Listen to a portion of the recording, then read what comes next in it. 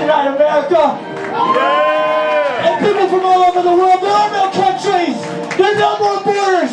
We're tearing down the wall! We're tearing down the wall! I don't know, I was conflicted about celebrating presidents. I mean, we're not celebrating. I try to theme the open mic, so today's theme... Let's hear for Jimmy Carter, our greatest living president. Greatest living president. Greatest poet president. We need more poets in the White House, speech writers. I think Obama tried some poetry when he was at Columbia University. Harold Bloom penned it in the New Yorker. But he's an intellectual. So maybe we have a future president in the House tonight. Who knows? I mean, anything could happen. Thank you for coming out to Easy Paradise Open Mic Monday, everybody. We're here every Monday. I'm not Proctor. I was just talking to Philip Marinovich. He subscribed to the YouTube.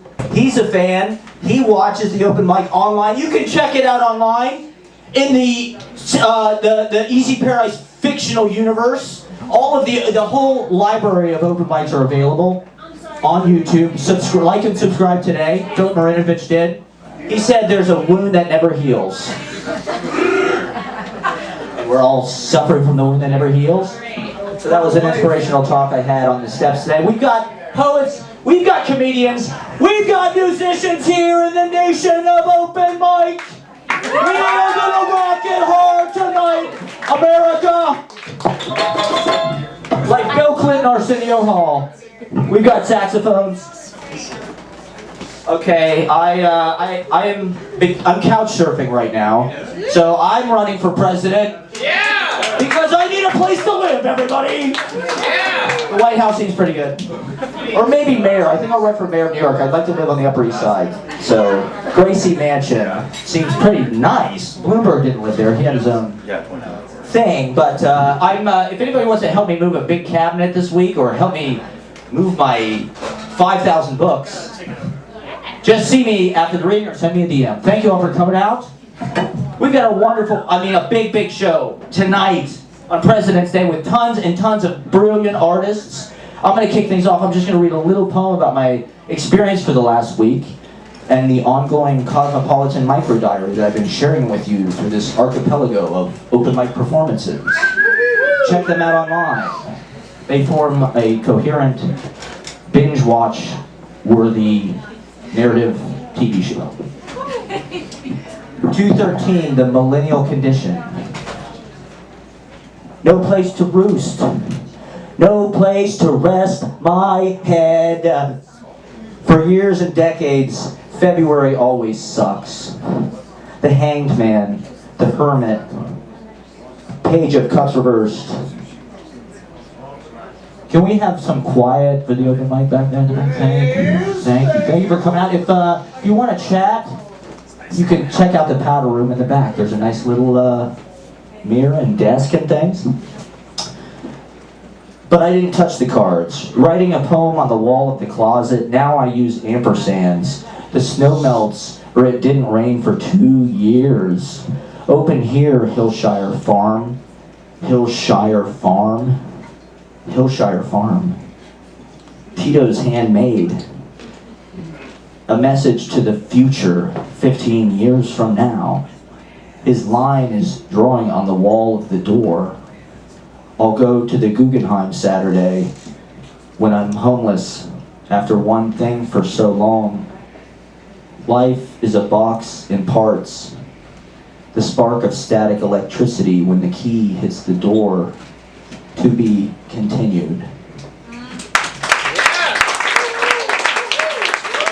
Thank you, everybody. Who's ready to have a great time? I know I am. We're going to kick things off with one of our favorite artists here, the soul of the open mic. Ladies and gentlemen, a big round of applause. Let's get Junie up, Jonathan Ariana. You do it. What the fuck is up, KGB? That didn't feel as good as I thought it was going. Hey guys, good evening. Woo! Good evening. Good evening, guys. Let's get right into it. It finally caught up to you. The pack of strays that chased us finally bit your leg and latched on. Old age is a game of chance, and you gave all your luck away to your kids. God heard your prayers and delivered. We made it, all of us. Over the river, past the desert, we made it. But not everything in life can work out. Misfortune is as necessary as miracles. Reoccurring nightmares are as necessary as hopeful dreams. The pack finally broke through, dragged you out of bed and by your ankles and dug their fangs into your flesh, devouring the fat and muscle that made you strong. Bit by bit, faces around you blurred, your words slurred, the man you were faded. You had one too many. It was only a matter of time, but no one knew how stubborn you were. You latched on to what? Your family, your life, your memories? What made you hold on for so long that made my mother leave her sons to be with you? What should have been months were years. Finally, after so long, the legend, the hero we meet at last, the reason for my family falling apart. 2012, Jamaica, Queens, New York. Police sirens showered over the loud yells from across the street from our home. The drug dealers were nice enough. The crackheads were nice enough. Nights were only for those who grew up there. Corners are for those who needed $1, 50-cent dreams. In a time and place when we were together as a family, I was half awake. Her fingertips gently parted my hair to the side. She leaned in, kissed my head, gently shook me and said softly, "En me voy, te amo." If only I held on a little longer. Tightly squeezed her back, lashed onto her leg with all my strength, screamed, begged, followed her to the airport, followed her to Mexico. If only I knew what she really meant. Bye, mommy. What should have been months were years. Finally, after so long, the legend, the hero we meet at last, the reason for my family falling apart. This isn't right. This isn't fair. My revenge, my speech, looking down at a man's misfortune, responsible for everything falling apart. I kissed his head, held his food in my hands, and helped him eat once of the 1,000 times my mom, aunts, and uncles have. So this is him, huh? Looking down at a relic worn out, surrounded by the flowers he planted, bound to his chair, unable to speak, pointing with his cane, pointing at the stove without hesitation. He's given a plate. So this is him, huh? You're the reason? If you didn't exist, if you would have just died, I could have been with my mom. Thank you.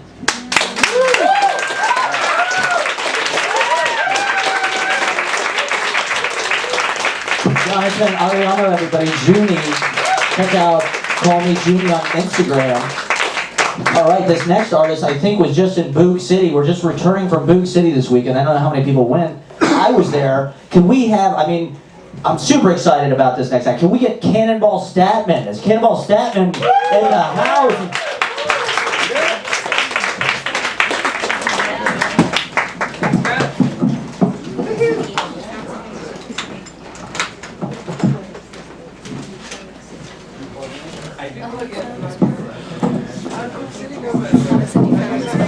Yeah, I got a little stool here. Thank you. I really yes. I can do it. Yeah, it looked nice. He's a great guy. Yeah. He's a Mets fan.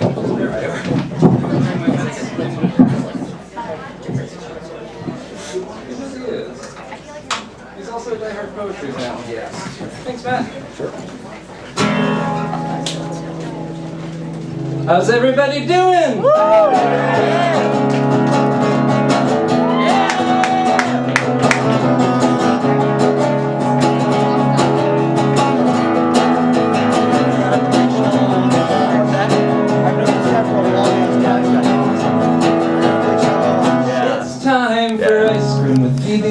Denny's in Virginia, the room at the end of rooms.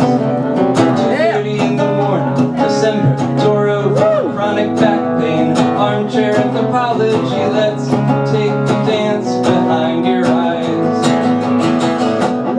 Liberate us from the madness of reason.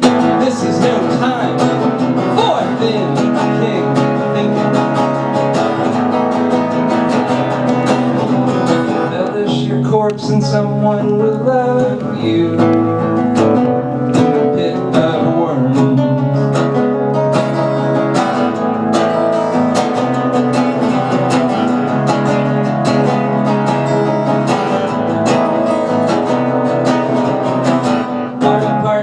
Is an ashtray and a bed. We sleep at night. Our kitchen is an ashtray and a microwave. We put the cat in. Let's take a dance behind your eyes. Somebody's home behind your eyes. The boy with the blue guitar is at war. MIA. Best friend's a spy for the FBI. Your buddy with the blue guitar is at war, missing in action. Your best friend's a spy for the FBI, compiling a dossier.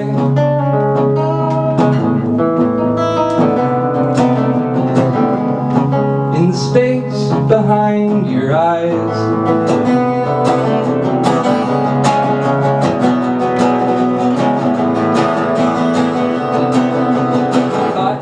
Me in the American convention of a love that doesn't exist. I imagine myself telling all our friends in our churches of insubstantial substances what an incredible human you were, until you dropped me like a Silicon Valley success story under the inevitable influence of reason.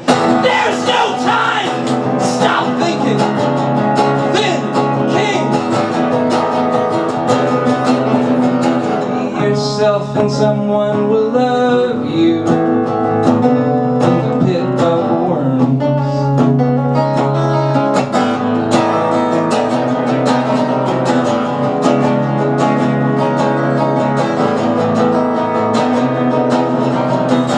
Our existence is an existential crisis. I'm such a finish. Why are you so terrified of me? Take a dance behind your eyes. Somebody's home behind your eyes. The boy with the blue guitar is at war. MIA, best friends a spy for the FBI.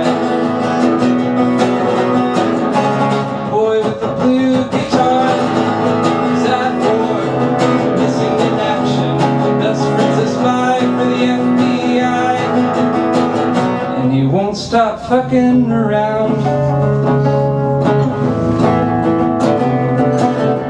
The girl with the voice of an angel.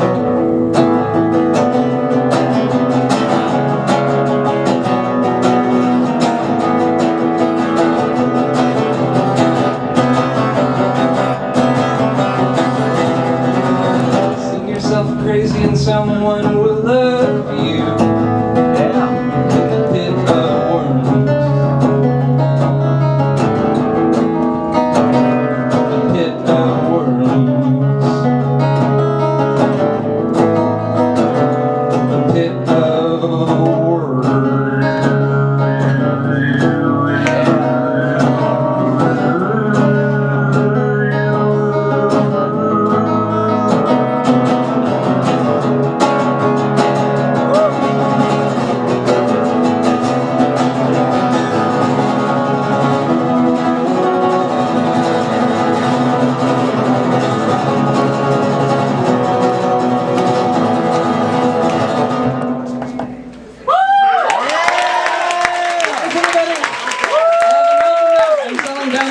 for $10. It's 18 songs, so it might be worth it, depending on what you consider worth it.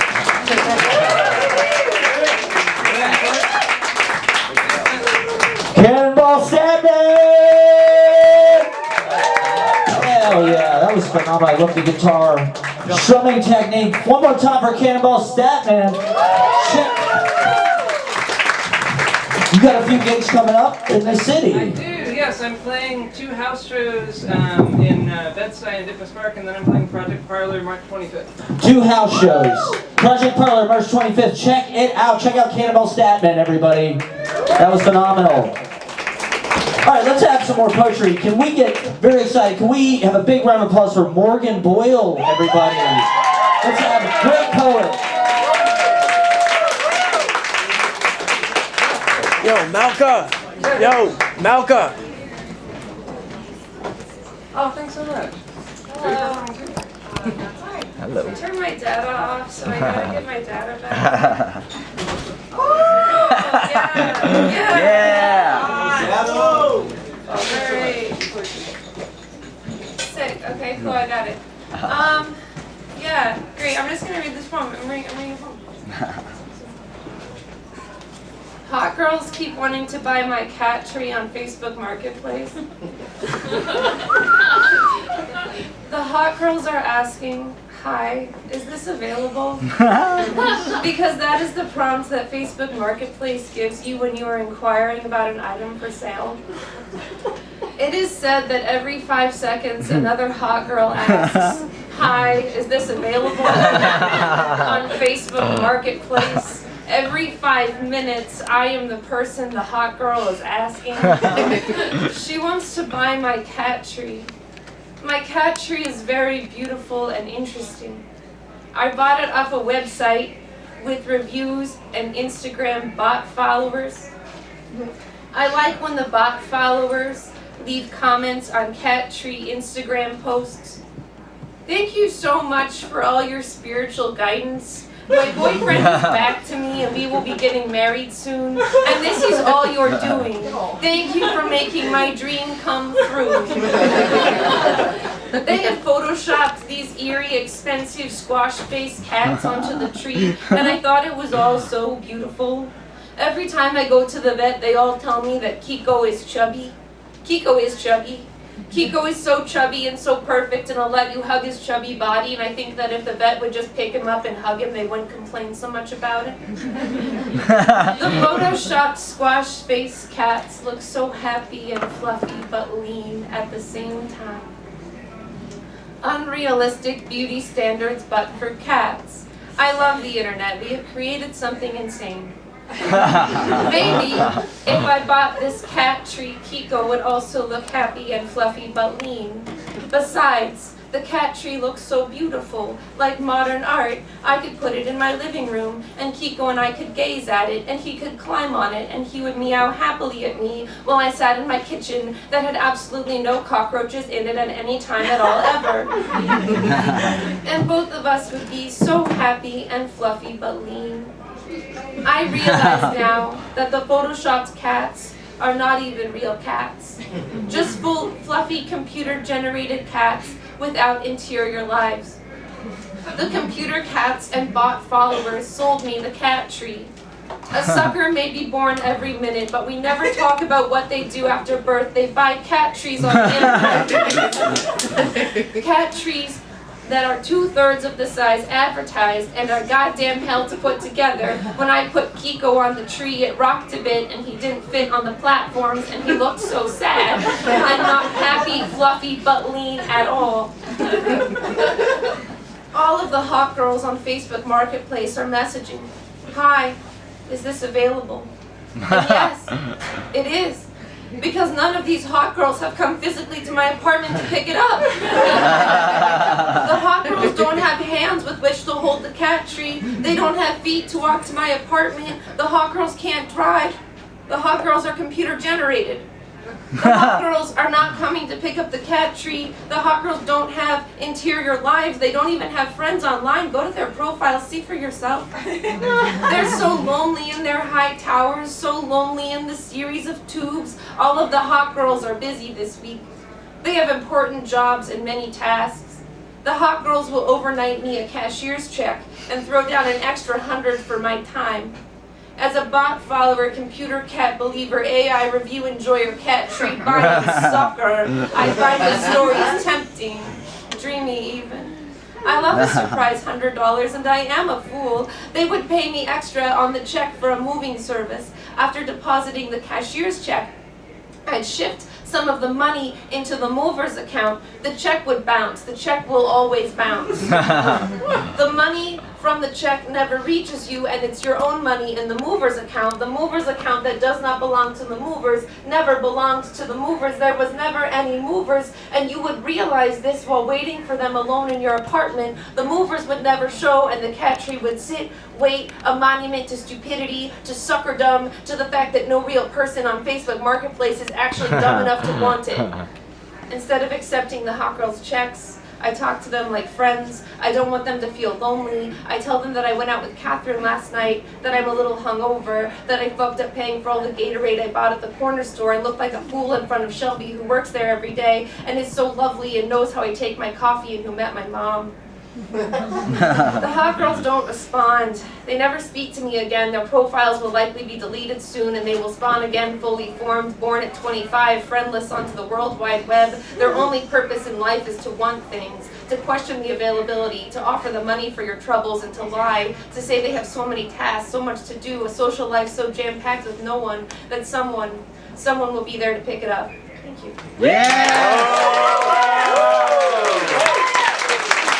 The great poet Morgan Boyle, everybody. Wow. Woo. I have to say, I'm tagging people in the Easy Paradise social media, so if you see an artist that you like, follow them on social media, support their work. Morgan Boyle, one more time, everybody. Great poet. Phenomenal, thank you. Once again, it's a 5-minute time limit per performer, 2 drink minimum, so see the amazing band at the bar if you want another refreshment. We're going to keep going. Can I get Dezy? Dezy, the great poet Dezy, to come up and rock things out for us.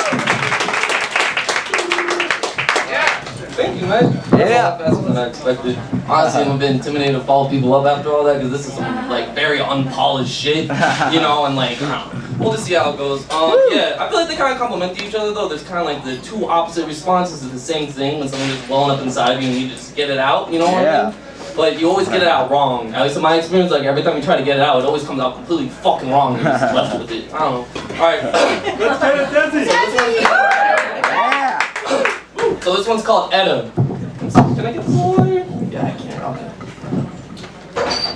Cracking seal to quell thunder, translucent light preserver and Pandora's squall, hermetic collapse of a homestead hearth, smoldering revive of a rained out vigil, fury sheets dawning, whitewater batteries, submergence of frostbite of scattering ice flows, a trundle of wax riddled with beadwork, feeling such rattle a mother-in-law, an appendage shivering on its stilts, rumbled by a canal dredge cross town and kinetic din of dampened mallets, at heart, delusion of drowning out, steeped away till the bag dissolves, infused to a waft, a feint of dye to muddle the timbre of negatives wished false. Drowning out, though static the radio still plays, coloring each prosthetic refrain, signal shorting from the base of your spine without gravity, embedded in silver plates. A shallow attempt at obliviation, mimicking amnesiac, though in mining, belying the welling of days. Bath by bath, the same latent image, no matter how mired and beguiling solutions. Coring boards from backwater sheds to shudder away in lightning rod stupor, babbling to counterpoint corrugated patter, burnishing pothos till vitally spent. What greater relief at terminal velocity than wholesale impotence, than emptying lungs and howls that evacuate streets, than remnants, landfall, kicking drains, debris.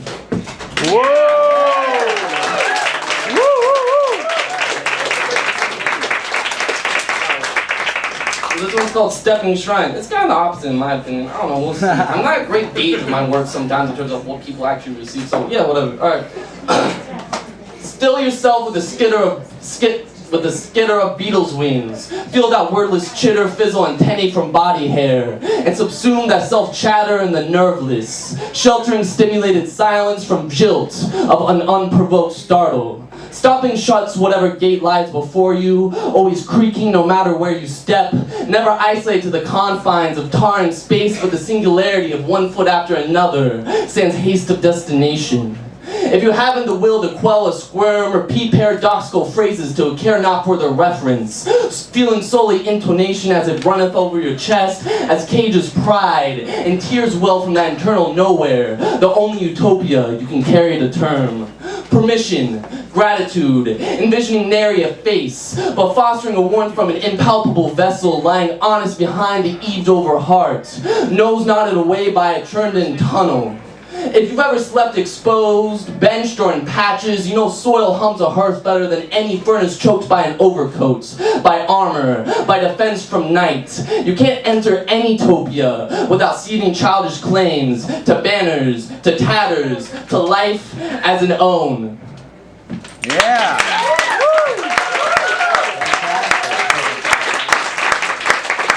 Dezy, thank you. That was amazing. All right, this next poet I'm super excited about. Do we have Nikki in the house? Niki. Signed up today, I think. Nikki, is there a Nikki? No, okay, well, we'll keep moving on, I guess. Let's get Godin. Can we get the great Godin to come out? He came last week and were amazing, huh? Super excited to have him back.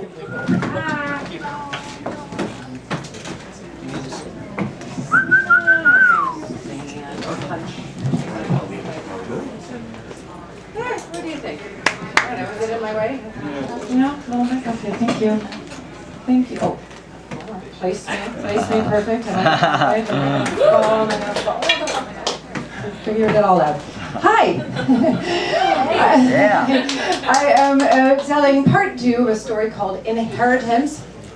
And I'll give a little recap for those of you who were not here last week, or for those of you who were here but like me have pickled brains from all the booze. This is a story about my dad in the last year of his life when he gave me 2 Peruvian gold statues. They were inherited from my Uncle Art, who was a gold miner in Peru. But it was kind of a strange time for me to be inheriting something because my dad was very suspicious of my artist, vagabond, writer existence. And so he kept asking me, did you sell them yet? Did you sell them yet? Because he knew I was broke. And I was like, no, Dad, I didn't sell them because I was actually trying to research them, because as soon as I had them, I felt really guilty, because I was like, man, if these are ancient artifacts, I probably shouldn't have them from Peru. So I was researching them, and I finally have like a forehead slapper moment. Like, oh my God, my best friend's husband is an archaeologist. And I think he even spent some time in Peru in grad school, so I sent him the pictures, which are of this little man, this little Incan man with a little square headdress and a bird, like a tropical bird, maybe a toucan. I don't know. I don't really know my birds, but we're gonna go with toucan. Toucan and a man. And I send the pictures off, and the husband gets back to me through my best friend, and he says, well, I don't believe that they are authentic. Yeah, but then he has a big but, big but. He says, but if they are, you shouldn't have them. Like, ouch, man, I'm trying to do the right thing here, but I totally get it. I don't think that archaeologists are very fond of gold miners. They're kind of digging at cross purposes. But I'm a little bit relieved, because we are broke artists, and if these things are just gold masquerading as ancient artifacts, I will sell the shit out of them. At least one of them. So it's been about a year since I inherited these things, and I decided to use an online appraiser in London that seems legit, because they're English, so they have to be legit. And I send off my pictures and a little explanation of where I got them from, and they also want $20, I should say 20 pounds for appraisal. And 2 weeks later, I get my answer. Shortly after that, I get the call that my dad has gotten another infection. They're not going to be able to treat it. He's been given a few weeks, possibly a couple months to live. we fly back out to San Francisco, and we're having lunch at the only place he goes to anymore, which is this restaurant downstairs from his North Beach apartment. And we barely make it past our first Bloody Marys, when he says to me again, "So, did you sell them?" And I take a deep breath and I tell him what the appraiser said. They're fake. Oh. Yeah, and that's not exactly what the appraiser said, but the appraiser said that they were manufactured, these little Incan artifacts, little replicas were manufactured by an Italian, of all things, in Lima, Peru, in the time that my uncle was living there, and they are made of a gold alloy, auction value, $10 to $20. But this evaluation was based on photographs, so, you know, they say a picture is worth 1,000 words, but I'm skeptical. And so I take them to a pawn shop, not to sell them, of course, not both of them, just to make sure that they are not really real gold. And all they can tell me is that they are less than 14 karat, because the chemical they use cannot go lower than that. My dad is stunned. To break the silence, I say, "So Dad, can I get another inheritance pick?" Because behind door number 1 was kind of a dud. It was kind of a dud, Dad. So we laugh and we get wasted. It's a really wonderful final visit with my dad. But no, I did not get another inheritance pick. I don't really have any more family treasures in my mind's eye. But yes, my dad did bequeath me fool's gold. But I will always be really proud of the fact that even when he was most doubtful about what I was doing with my life, he still entrusted me with what he believed was the real thing. Thanks a lot, guys. Woo!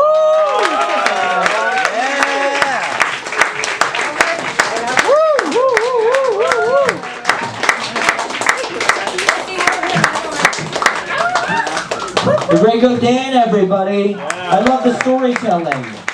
Please come out and do some moth story slam with us. If you want to lecture, we love lectures. If you want to do like a 5-minute lecture about anything, or it's show and tell. You want to bring your snake or whatever. Show, you know, it's 5 minutes. Do whatever you want. It's open mic. All right, let's get some piano. Do we have DJ Santiago? Can we get DJ Santiago to serenade us? Hold up, Steve. You want this mic? Yeah, sure. Excuse me. Thank What's he gonna say? 2 drink minimum? Check out Ben. I'm Santiago. What about Santiago? Yeah, what about it? What's his name? Okay. A little tired today, but I feel good. Let's see. What am I doing? How do you read? Yes. Okay, what's your name? There you go. Okay. Okay. Yeah, I've got you.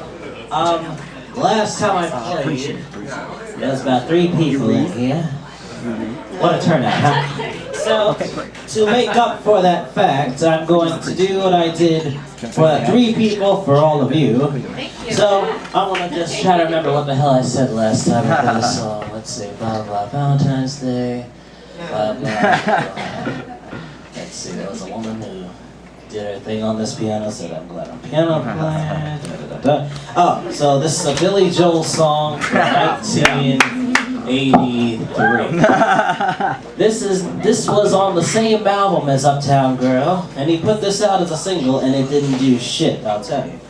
But you know, this is a song that really is for the ones who really listen to whole albums. So I don't know how many people listen to whole albums, but Yeah. oh good, thank God you have taste. But I'll tell you this. Oh, and I always feel bad for the people who are behind me because I can't turn around. So, what's happening?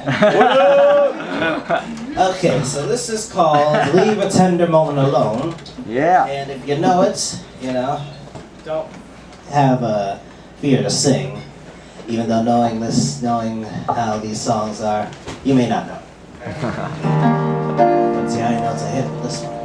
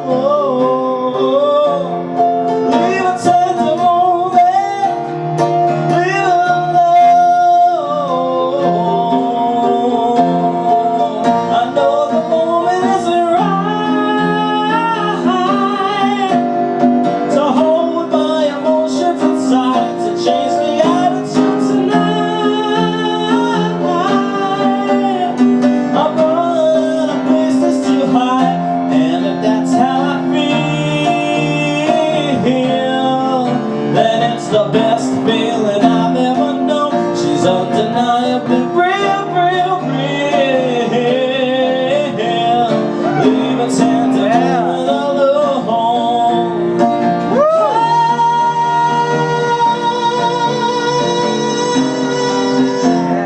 Leave a sentimental moment. Leave it alone.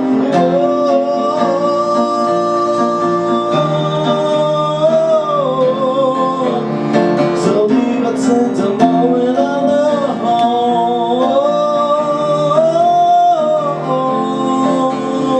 So leave a sentimental moment alone.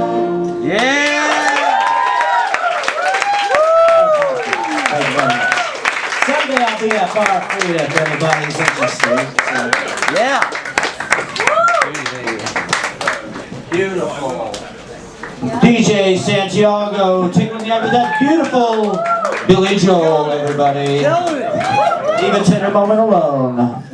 What a beautiful song. Thank you for sharing that with us. A deep cut from the Billy Joel oeuvre.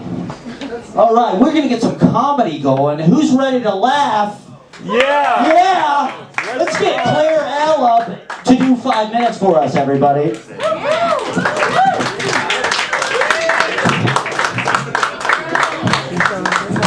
Hi everyone, how are we doing tonight? My man. I am preparing for a show tomorrow, so if you hate anything, let me know so I don't do it tomorrow. Fuck yeah. Very cool. I am Jewish. Yeah! Could you tell? It's like I guess in this day and age, it's like a crazy thing to announce. You gotta be careful. I usually perform with one of my pairs of Jewish socks. I have 3 that I alternate through. I have one with the Noras on them. They're great. I have one with little pugs, and like their shirts have like Stars of David on them. Very cute. And the third have the tips cut off.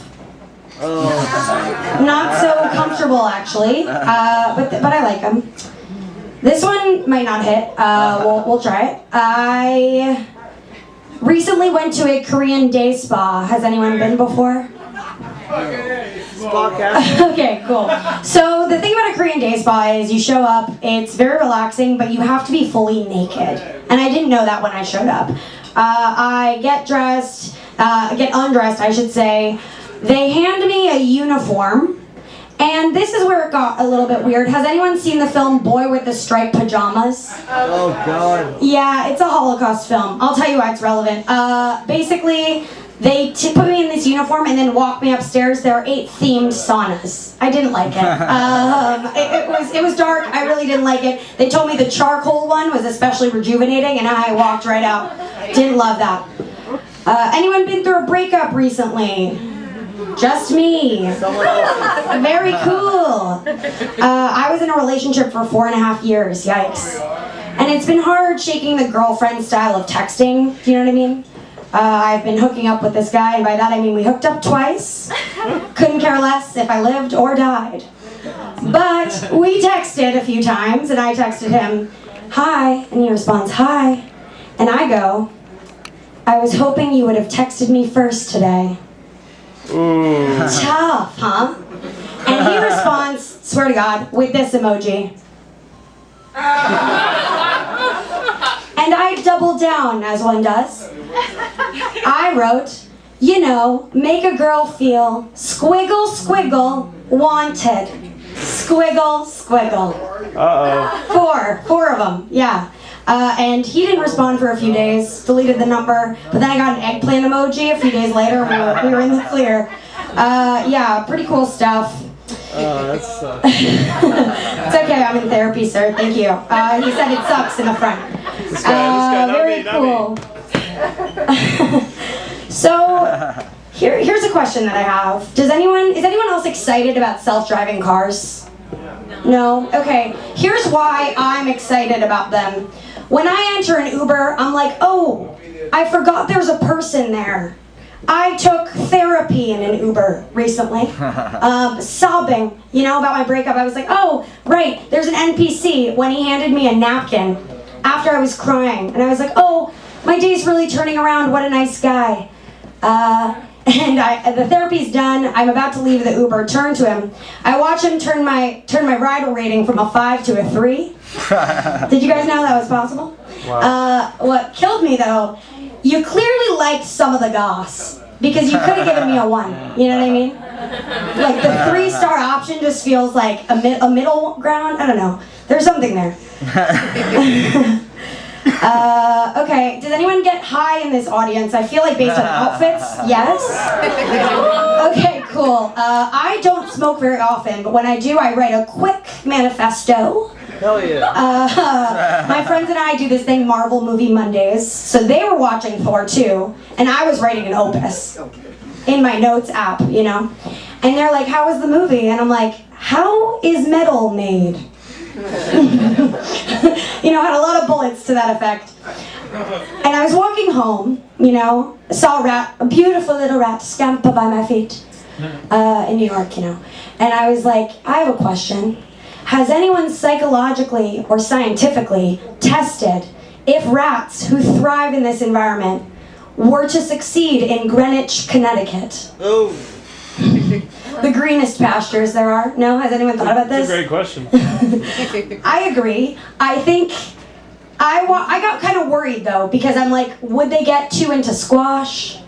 Maybe pickleball? Join a country club, you know? And a dark tale emerged in my head, like a very long one. The kid got into Cornell, and they got in because of crew, you know? But then they got kicked out for hazing, you know? And it just became kind of dark. I think I'm gonna close there, but thank you guys, appreciate it.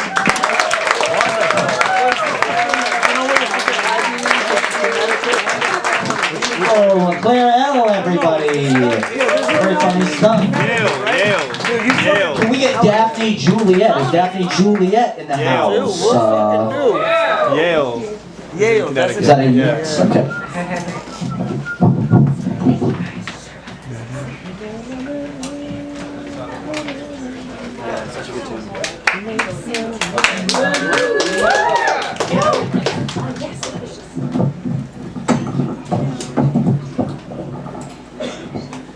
Okay. Hi, everybody. Yeah.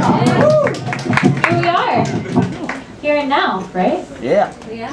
Here and now. Yeah. Nice. My name is Daphne Juliet. I'm a singer-songwriter, and I'm going to sing a little song for you tonight called Danielle Blue Eyes. I'm going to figure this out first, so please hold. Droopy Mike.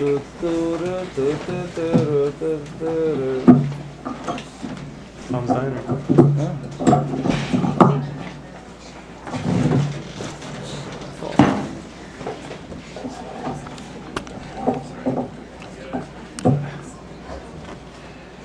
Wow, you're all so patient. Thank you. Yeah.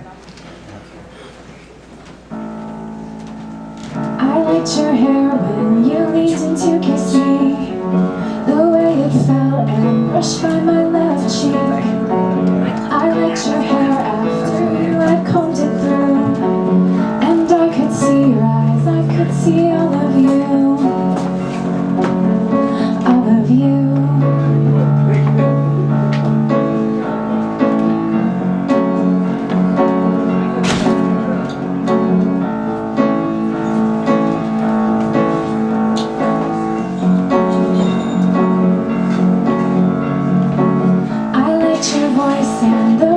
Talk to me. I liked your whispers, the way you punched your teeth. I liked your voice first thing over the phone. It was the music that made me less alone, less alone. Lost the flame, alone at midnight. Oh, I don't wanna be the one they notice. You're okay. You say you're alright, but how can you be whole when I am in pieces? Yeah.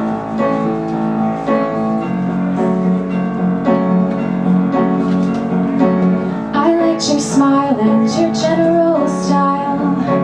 Could talk about your eyes and walk with you for miles.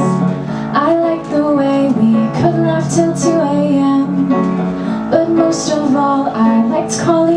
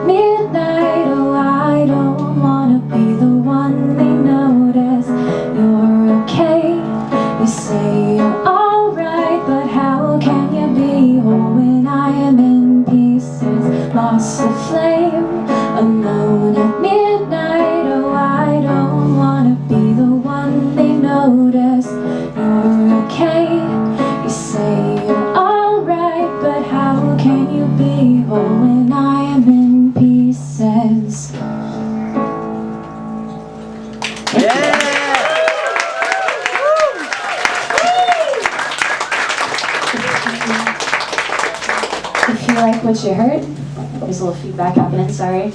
If you like what you heard, I'm Daphne Juliet. A share, a stream, you don't even have to have the volume up, goes a long way. Thank you so much.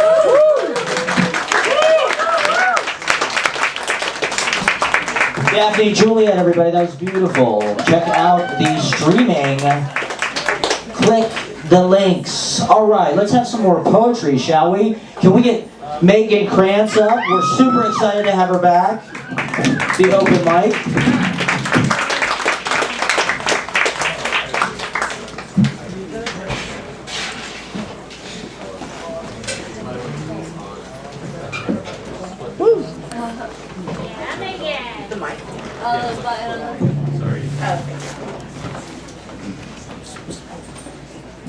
Alright, so I have 2 poems for you tonight. Woo! Yeah. Yeah.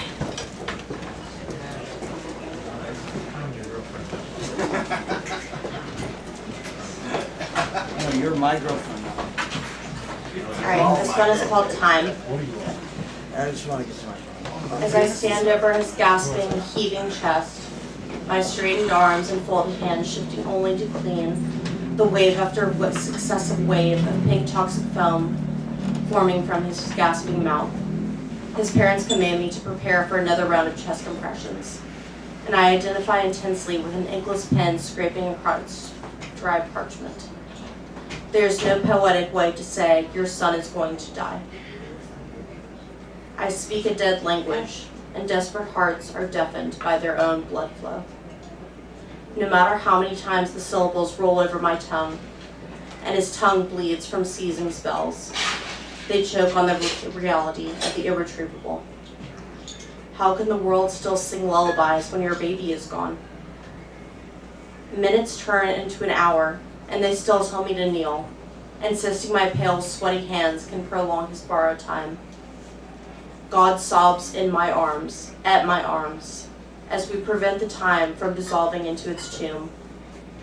His soul finally sails out on the tide of diminished tidal volume, as the moon shimmer replaces the fading sun through the hospital window. There is no poetic way to say your son is going to die. Sometimes the only poet is time.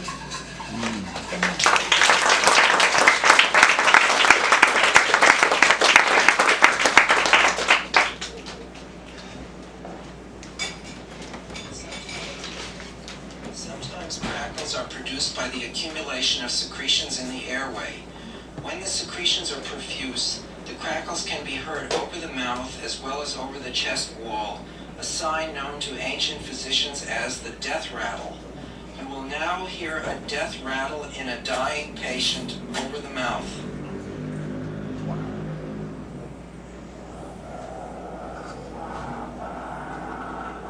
Withered leaf tripping through bare bone creaking branches, cracking, crackling dry, until it scrapes the concrete, settles into dust. Thank you.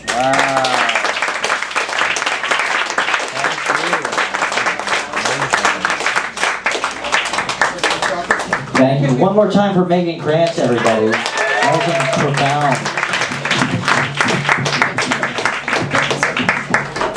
All right, very excited about this next performer. They came last week and blew the roof off the place. Can we get Alabaster Rhumb up, everybody?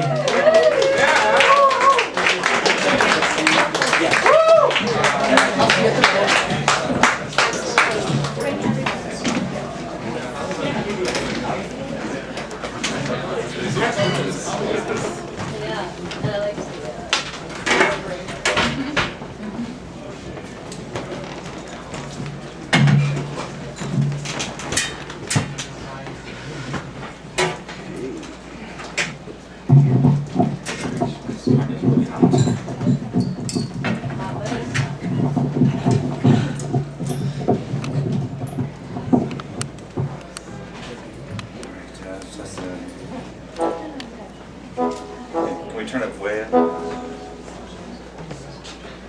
Okay, here we go. Would it were, oh, the mask. The mask.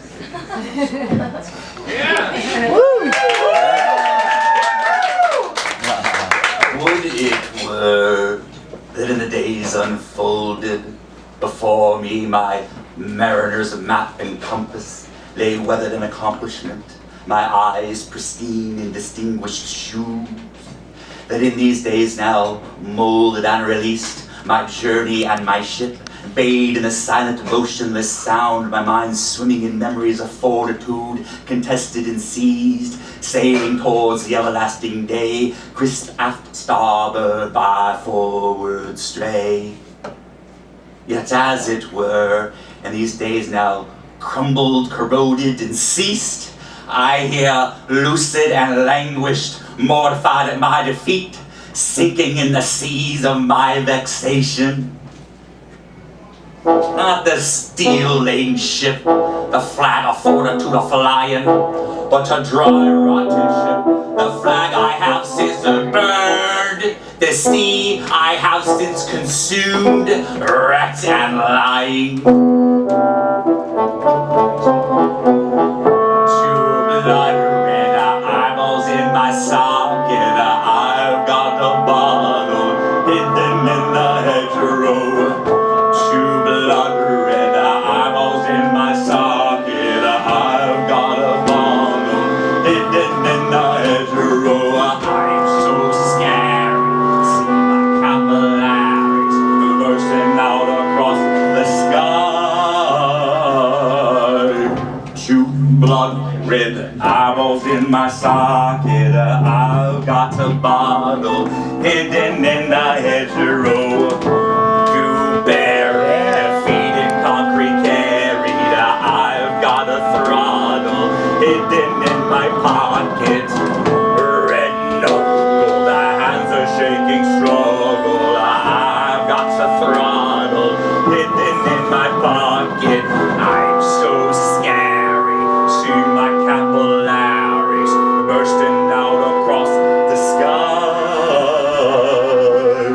Two blood red eyeballs in my socket, I've got a bottle hidden in the hedgerow. Oh, what could have been? What could have been?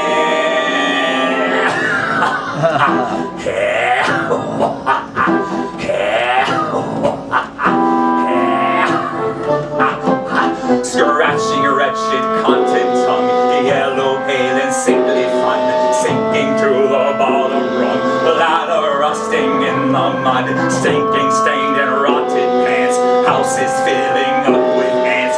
Get you close, you'll smell my ass. I'm never bothered with the glass. I'm so scary, see my capillaries bursting out across the sky. Two blood red eyeballs in my socket, I've got a bottle hidden in the hedgerow. Oh, what could have been? What could have been? I, a man who's made the winner on parade. What could have been? What could have been? Stranger, shake my hands. Woo!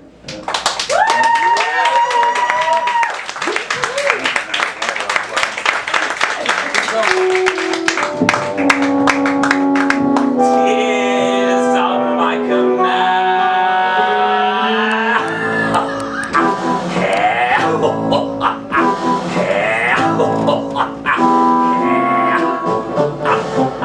Well, drink, drink, drink, yeah, drink, drink, drink, yeah, drink.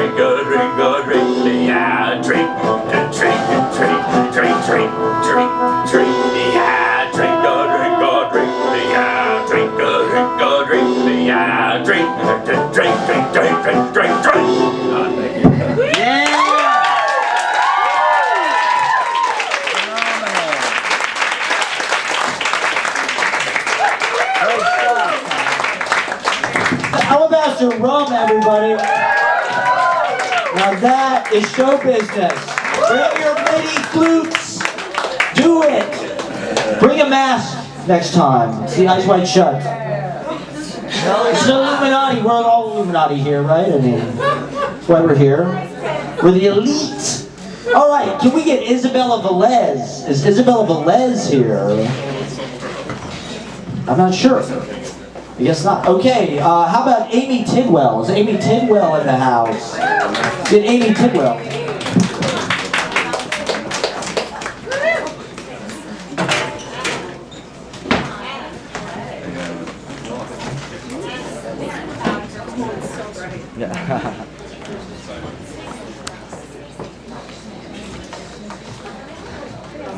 I usually taint, so I don't. You can't see shit. Okay. Wild. I kind of like loving you, man. Okay. Oh, yeah, it's good. You can't see you. The first one, I'm reading 2 poems. The first one is called Aloe Feeding, and I'm so sorry I'm defining this for you, but I love the concept. It is when a bird feeds another bird, but only to another adult bird. Yeah. I think it's a great word. Okay, aloe feeding. I dream of birds, Cypriot bird-headed figures, harpies, Lita's eggs. Lita takes a bird as her own, a crushed, flattened, muscular Zeus swan. Her thighs engulf his body, her arms pin his wings, her hands his neck. I dream of fragile bones, visible beneath thinly feathered rib cages, and sharp little mouths pecking at scraps. In me, an egg, liquid-filled, fragile, still safe. I'm learning to build nests. How prepared should I be before I birth this? I watch sparrows carefully. On Irving, I scan darting shadows through the Maria Hernandez Park hawks. My dog lunges at pigeons, but her jaw never connects. I see bird seed scattered on Wyckoff, and nutritionless piles of bread dumped on street corners. Cement crevices turned golden white as the dough is smashed in by pedestrian shoes, a shimmering, shitty kintsugi after rain. Yeah. I dream of loose feathers and peacocks in the mountains of Arizona. The screams chilling, up with the fog and the dawn, searching the red earth for an incandescent plume, later dusty and broken in the corner of my bedroom. I remember quail chicks chasing their mothers on sun-warm evening streets of the foothills, where the moneyed people looked out on the jewel box city below. In me, something flutters, tries to take off again and again, though I find myself on land. As I write the last sentence, the pilot announces, "Thank you for choosing American Eagle Airlines."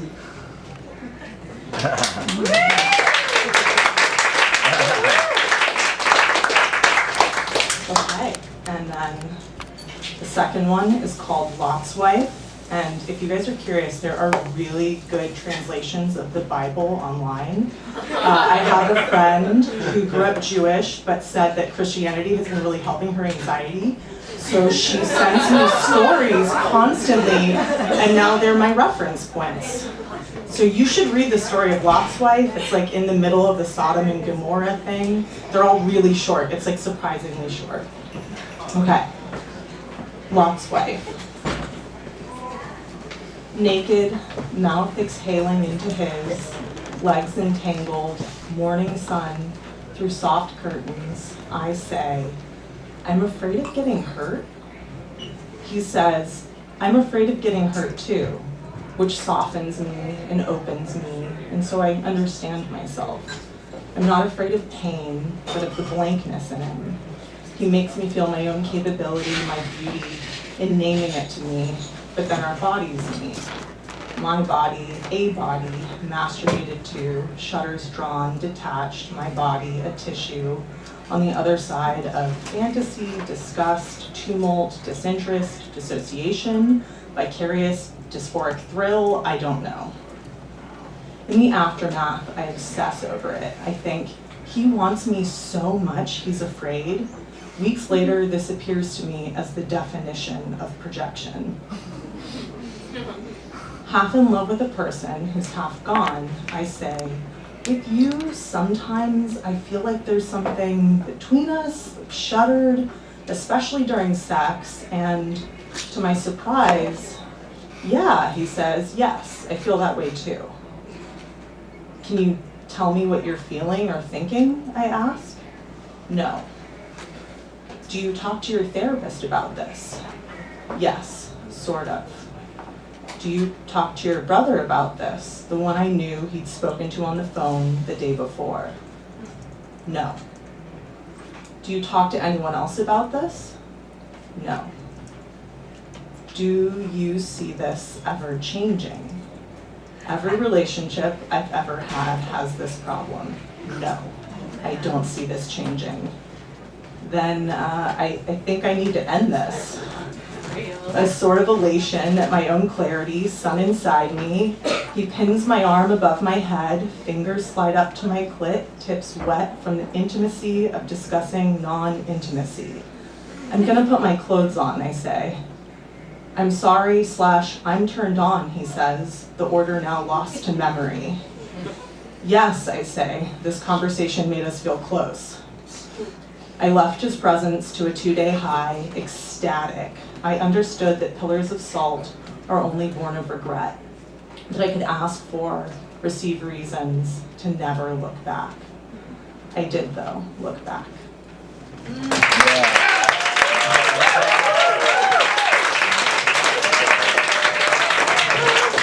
Amy Tidwell, everybody. That's fantastic.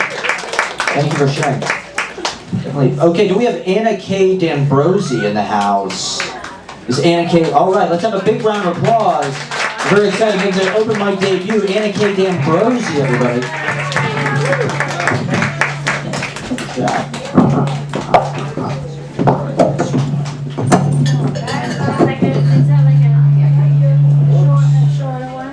Yeah. Hi. I'm Anna K. Danbrosi. I am a hairdresser, a chef, a mother, and simply somebody that has been blessed with a way to express myself through words. So I have 3 poems here. Hopefully I'll be able to get through all of them. And if I cry, just go with it. I'm sorry. Yeah. So this is a poem I wrote up one morning. I woke up at 3 o'clock in the morning. I was dating an oyster guy after I got divorced. And he made me realize how special oysters are. So here's my first. I am an oyster. I coast, I plummet, and I dance through life's waters. As I drink the troubles of the sea, like magic, it returns purified. How lovely am I? Judge me not on my dark, crooked, and rough skin, for my true beauty remains inside. Iridescent, soft, silky, the pleasure on the tongue is considered divine, a perfect combination of salty and sweet. Kissed with a lemon, a superb little treat.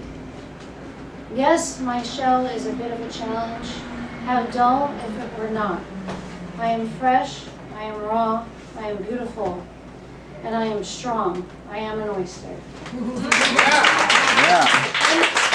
very interesting fact is that an adult oyster, one adult oyster is capable of filtering between 25 and 50 gallons of water a day. Wow. I'm going to do this one next. I don't know how much time I have, but it's called A Passion for Food. I was hanging out in a restaurant in Brooklyn, and this is when I wrote this poem. Copper pots and crispy bread, garlic hung on straw-like thread, tiny tiles of black and white. What a treat to be here tonight. Painted plates and an antique mandolin. the chef must know a thing or two. In fact, I'm sure he does. Wouldn't I love to take a peek in his quarters where there's no room for the weak? We sweat, we fret, we love, we pray. This passion for food makes us this way. Can we always fuel this fire? I cannot say. The patron, the server, the chef, without it all, no copper pots and no crispy bread. No beautiful sight of garlic hung on straw-like thread.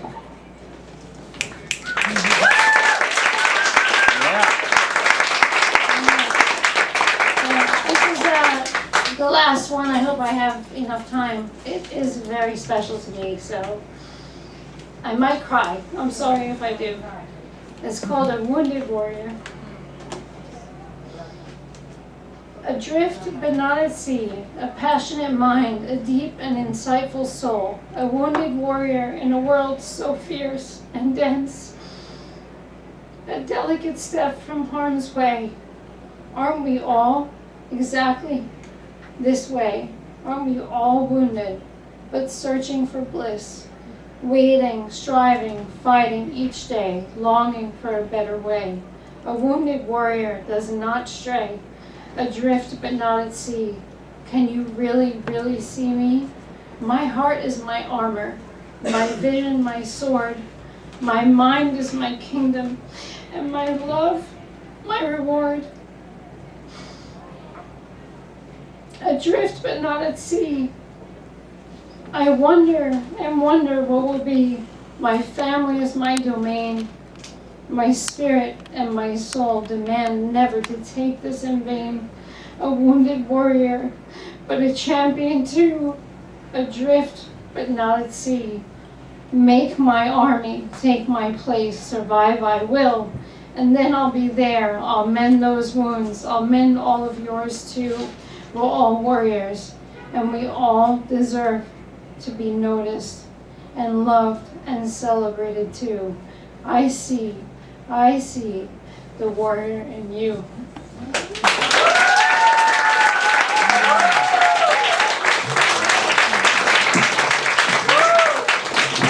Thank you for sharing that. It's so beautiful. Anna K. Danbrosi, everybody. One more time. Thank you. Wonderful. Right, can we get, let's keep with the poetry. Can we get Mary Condela to come up and do some poetry for us? Yeah.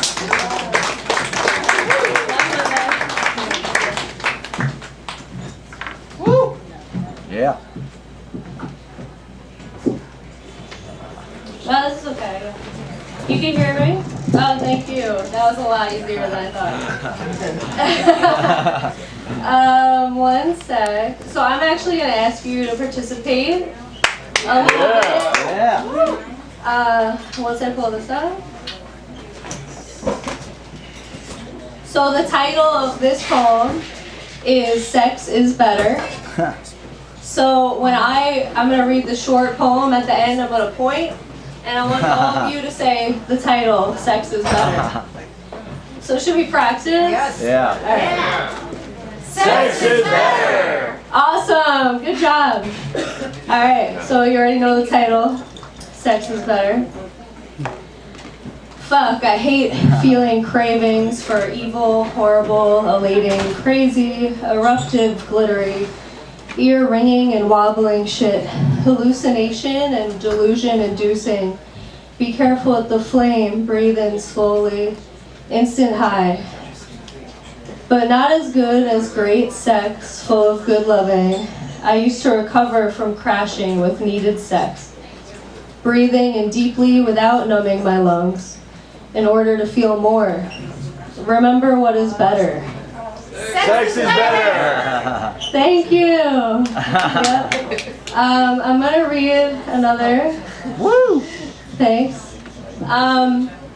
This one is sentimental because I let my friends read it and they loved it, and now they died in 2016, so this is for them. And it's called Damn, I Wish I Wrote More Often. And I showed to Matt on December 31st, 2014. Matthew loves this, XOXOXO. Head of a turtle, body of a rag doll. That's how I feel, draped in these two textured towels. I'm so tired. When I force myself to move and write my thoughts down, for the first time in a long while, my turtle head turns into a turbaned head. Am I rusty or gold and jewel encrusted? And Matt loved that one. Do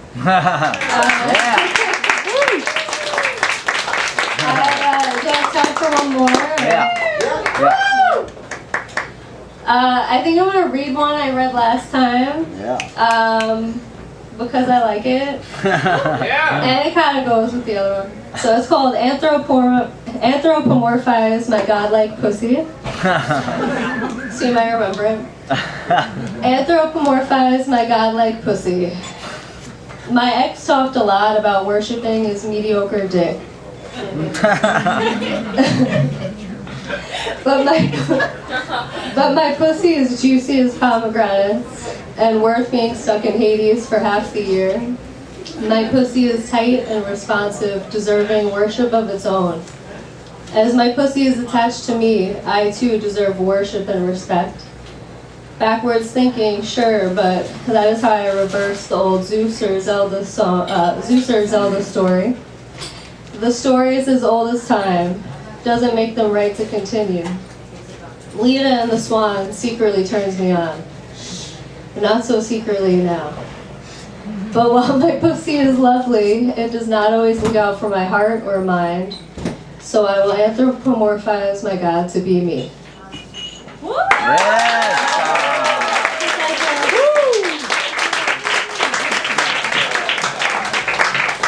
Mary Condela, anthropomorphize my godlike pussy. That's amazing. That is amazing. Come on. That is phenomenal. Thank you for sharing. That was wonderful. Thank you for reading it twice. I think it was important to read it twice. All right, we've got Isabella Velez back. She is in the house, and then we'll have Lee Moore on deck. Lee Moore is on deck. Can we get a big round of applause for Isabella Velez?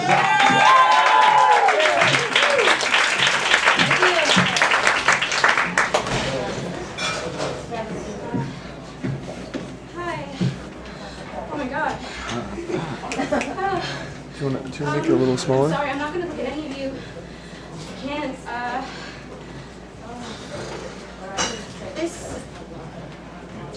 Hi, I'm Isabella.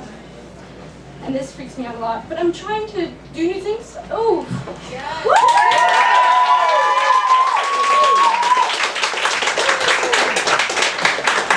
Thank you. You know, it's really ironic because I'm an actor. So this shouldn't be that scary, but a lot of weird stuff has happened. But I was here last week to watch a friend of mine read some poetry, and everyone here sings really nice and less scary than I imagined. So this is not a poem that I wrote. It's just a poem that I really like. I feel like I have to preface that because people write really amazing stuff and then bring it here. Anyways, it's my birthday, so you can't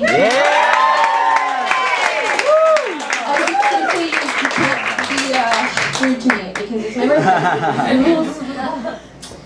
Okay, I'm gonna read this now.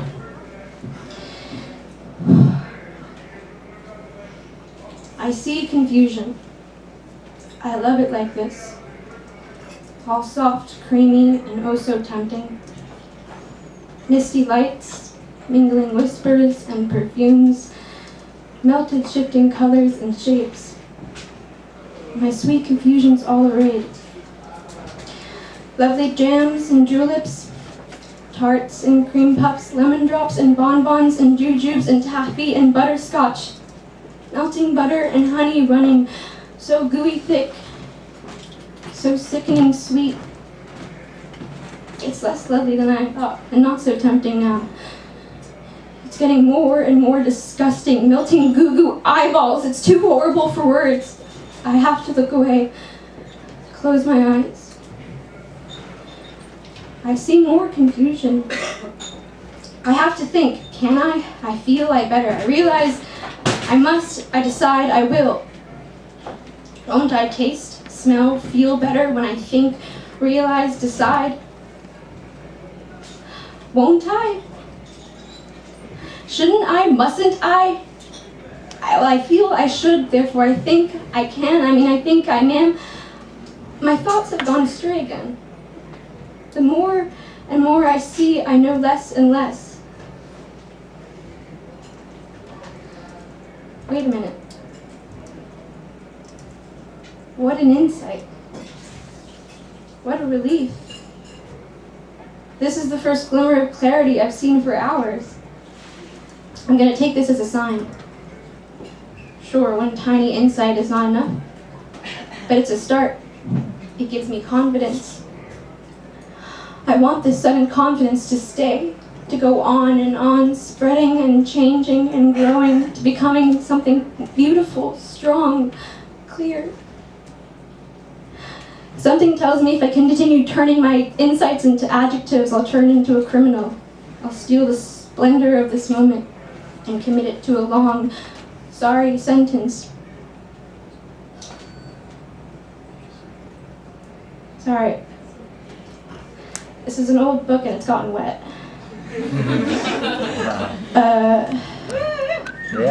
I'll mutilate people and objects and bury them in gorgeous metaphors. I'll cut and arrange them, everything into pretty patterns, into spectacular but empty images. This is from Modern Love by Constance de Jong, and it's really, really, really great. Wow. Thank you.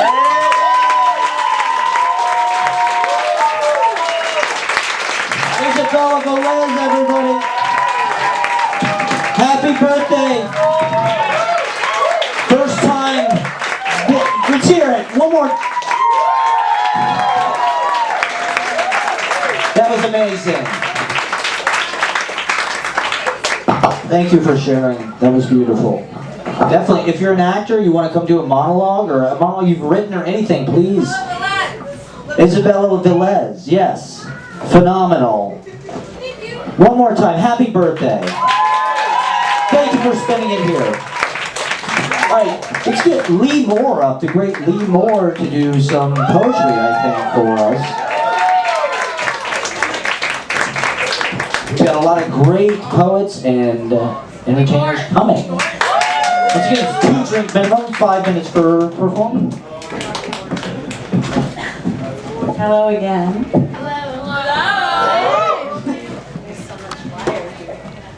Hi. Okay, we're gonna start with a poem. This one. And it's called Simply Ocean. I want to be just like you. Furious majesty, apathetic to pacts, acquiescing in the rain. Gentle by turns, hearing and being heard, holding and always held, beheld, beloved at varying degrees, depths, and no favorites. No favorites, ever. In the only place that is not scorched earth, equality, and economy of blameless cruelty or outright spiritual love. The last time I saw you, I asked you to play. You said, fine, if you think you could keep up. And look, I'm still here. Back in this fucking landscape that is not a sojourn to you. I found myself obsessed with feeling your threat of forever. I wanted to watch you command. I wanted to be noble enough to be your formidable opponent. I hope you think you won. So do I. Yeah.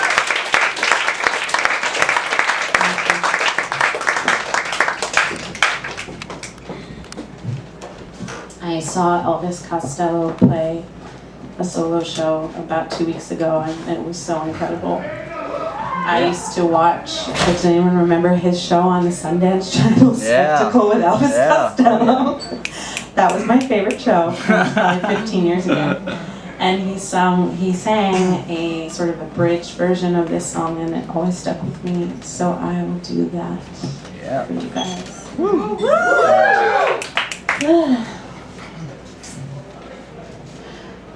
I'm the town crier, and everybody knows I'm a little down with a lifetime to go. Maybe you don't believe my heart is in the right place. Why don't you take a good look at my face? Other boys use the splendor of their trembling lip. They're so teddy bear tender and tragically hip. I'm never gonna cry again. I'm gonna be as strong as them. You say you die for love and then you live it out. Give me something to cry about. Suddenly you really fall to pieces. I'm the town crier, and everybody knows I'm a little down with a lifetime to go. Maybe you don't believe my heart is in the right place. Why don't you take a good look at my face? Other boys use the splendor of their trembling lip. They're so teddy bear tender and tragically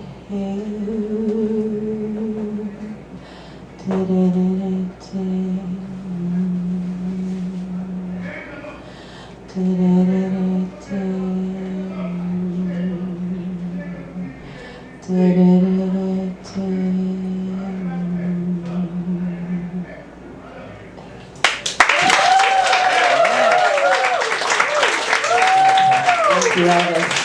Not present. Lee Moore, everybody. I watched Spectacle with Elvis Costello. It's fantastic. They had a great Lou Reed episode with Julian Schnabel. It was wonderful. Is that a Bacharach? Is that a Burt Bacharach collab? Not that one. That's just Elvis Costello. Yeah, but it's background collab. Oh. Yes. Rest in peace, Burt. Amazing. Is Braxton Hicks still in the house? I was looking forward to seeing Braxton Hicks, but looks like he's headed out. All right, can we get Malka Hynan up to do some poetry for us?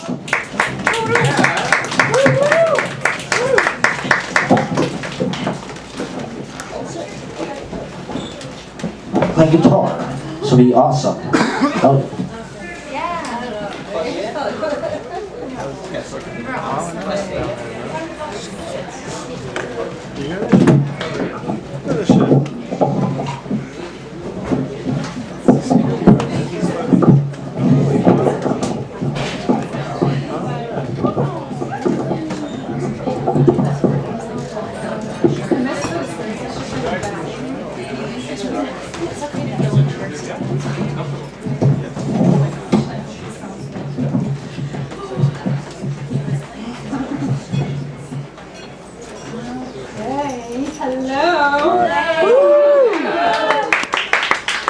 It's good to be back.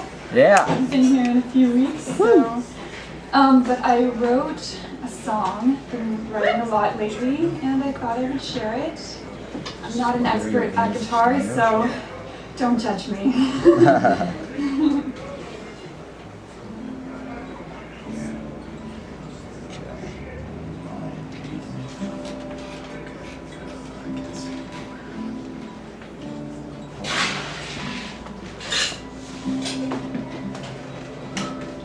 It's easy to say I want to go home,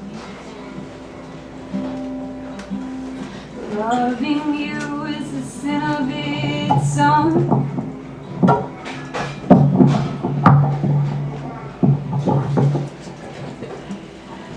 I could sit and let you know,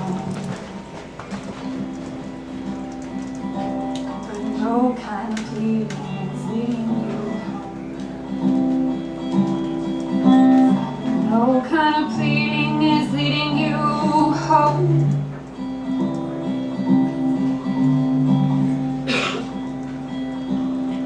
Oh, and I pray to the gods to let me know. Spare me the heartbreak of friends that are gone. Oh, my ego is crushed and my heart is so sore. And I will love just a little bit more. I will love just a little bit more.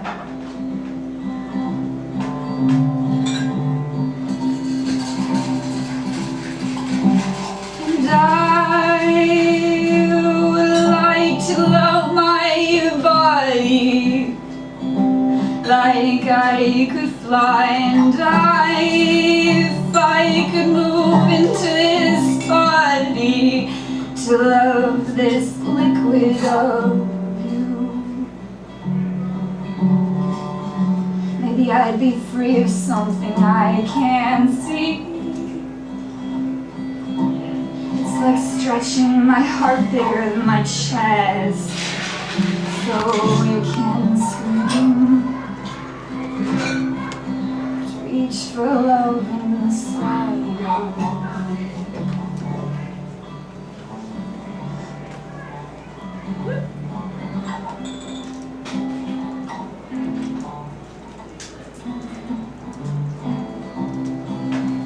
It's easy to say I want to go home. Loving you is a sin of its own. If I could sit and let you know, but it's no kind of pleading that's leading you home. And it's no kind of pleading that's leading me home.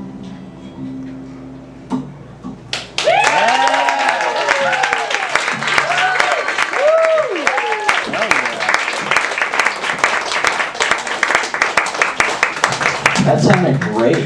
Malka Hynan, everybody. Very special. That was really nice.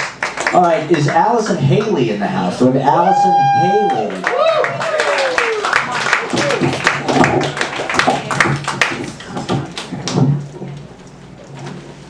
Thank you. You really can't see anything up here. Oh, thank you. I'm just gonna sit. I've been standing in the back.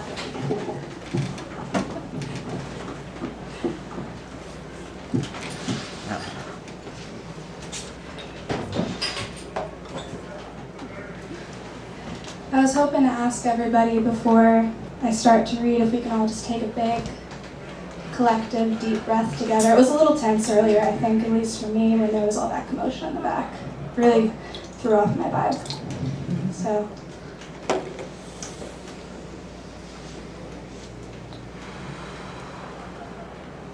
Thank you. And this is a creation myth I wrote called The Great Before. In a beginning, there was nothing that existed exactly as that. For a time it stretched like that long into forever. The nothing was the everything. That was nothing that was everything. It singularly was the all that ever was and was all that had ever been, as that nothing was all that was. For an eternity it was content like that, but somewhere inside the inconceivable emptiness of it, somewhere inside it that was able to sense the percolating presence of a sentiment, it perceived that perhaps being all is this very same as being nothing. And for the first time, after eons of existing, only as it had before, it felt feelings. And now, able to feel, it felt lonely in being alone. It desired companionship of some kind, but couldn't possibly know what that would be, as the all that was, everything, knew nothing more than itself, as it was all it ever knew, but still, seeking something else, it tried to imagine it. An eternity passed by like that. Is it the all busied itself for an eon, just trying to conceive an idea of what another or any other could be, forever passed before it was that day before days that it realizing, for it was then finally inspired with an idea of more, that it decided that there was such a thing as more.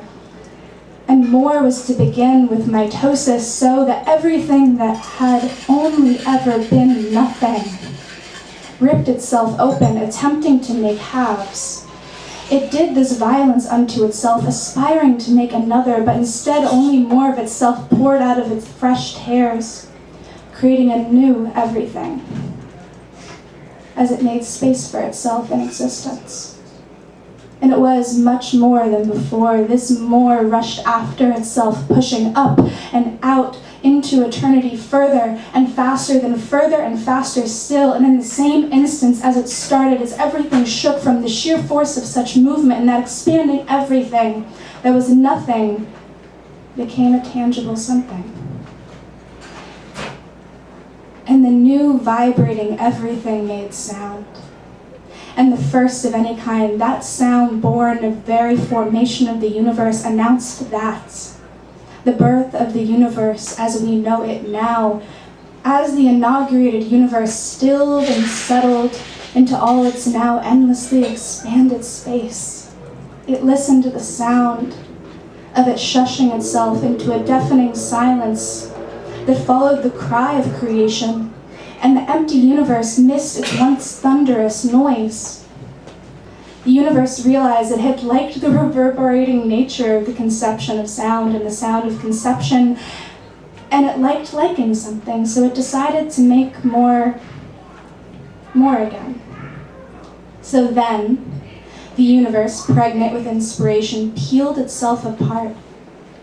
And as the pieces floated aimlessly into the endless empty space of it, they rounded themselves into planets that vibrated with frequencies that resonated in even the deepest pits of the darkest voids, or a few spread out into each other to become a Milky Way that twinkled delicate like the littlest of bells, and some exploded into stars that rang long after they died and collapsed into themselves, all of it echoing through, into, and all around the now comprehensive universe. The now creator. Listen to the orchestra of all creation, the creator now both less and much more. Listen to the first movement of the first symphony, feeling that interstellar sonata of, in, and through them, and decided there was such a thing as beauty. And it, the music of the filled universe, was beautiful. Like that. The creator discovered such a thing as pleasure, and discovering pleasure, it felt more alone than it ever had, as it wanted to share beauty and being. Since it couldn't create an equal companion of itself, it decided to make something else, something smaller that could also know star songs. The creator gathered spare stardust and loose beams of starlight, and but a fraction of eternity to grow in that rich, dark, shimmering space. Us. Before we dared to ever open our eyes, we heard the voice of the universe welcoming us to being, welcoming us to the all and the is, asking us to make ourselves at home.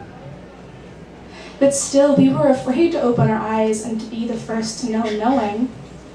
But the universe cajoled us, whispering in our minds, "Be not afraid, my child, for I am your mother, and I have waited for you always." So we reached out, held all by each other in our hands, opening our eyes and seeing, as for the first time, the beauty of it all. We tried not to, but we couldn't help but weep in our rapture, those cries echoing through the great and glorious, joining in the cacophonous song of is. Me and the others of me, of star stuff, begged our mother to know why we should be. And our mother told us that we were as she had called out to us, her children that would share in the pleasure of living in such beauty. We asked our mother if we were like her, and she said in a way we were, for we were formed with our own capacity for creation as one day we could know children if we so chose. We accepted this. We asked if we would know her forever as our mother, and she said we would return in death to the everything from which we were conceived, and in that way we would know eternity. We floated through space like that, joined at the hand, grateful for ourselves and each other as we listened to the soft sound of the blessing that is our breath, lulling ourselves to sleepiness. But finding no sound place to dream, we whined to our mother that we are so tired with nowhere to rest our heads. And she sighed as all mothers do, but made for us the earth, soft moss and grass to sleep on. Restless to go do just that, we drifted down, landing onto our own little space and designating none to ourselves to share. But I, of the first children, laid my back on the soil, which I never considered my own, listening to the sound of the earth growing new, tall things that brushed up against the bottom of the sky, and after my own tiny time, watching others call them theirs, and at my end, I decided to call them trees. Thank you.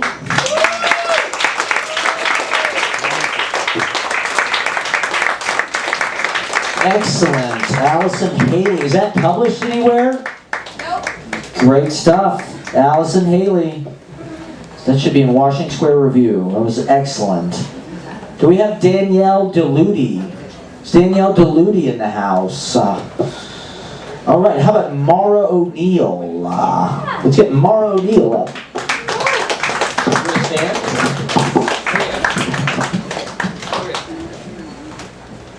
Okay.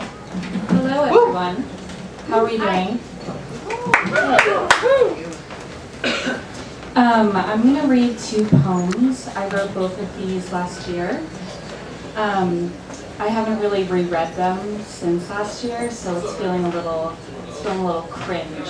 But that's okay, so we're going to read it anyway. This first one is called Late Bloomer.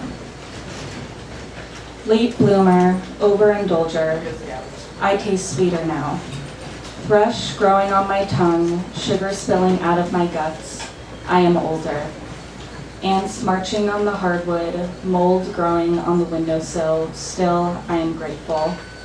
I have never opened my eyes wide enough in the springtime to notice how I am allergic to the trees. Now I lay in the grass and stare into the sun. I have antique cups and saucers in the dishwasher. I love them now that no one else can break them but me.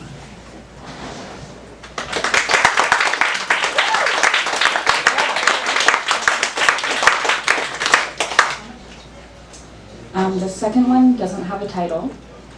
That's the hardest part of writing a poem, is the title. Okay. I had been telling lies when I had arrived. I bleached my hair and bleached my hair again. Then I had to rid the toxins that had built up, the plaster and the microglass, the cigarettes that smelled nostalgic to me now. If you believe you are, you will morph into, and then you will live a long, some odd years not really living. My 24th birthday seems like the perfect time for me to arrive, to not cry because my family did not sing to me because they had never sung to me before. Because I was 24, I did not care anymore. I could use my own oxygen to blow up balloons, and I can celebrate the miracle that has been keeping myself alive. Permission, please, God, to release all of the desires my brain tells me I need.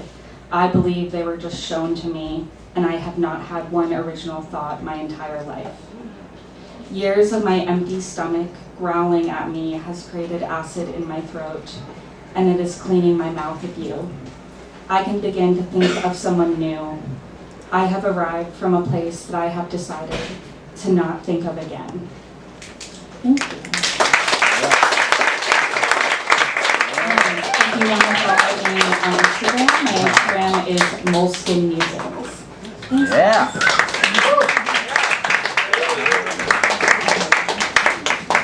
Laura O'Neill at Moleskin Musings. Check it out. All right, let's keep it going with the poetry. I'm liking the vibe here. Can we get Ariana G? Is Ariana G ready? Once again, it's a 2-drink minimum. Keep having a great time.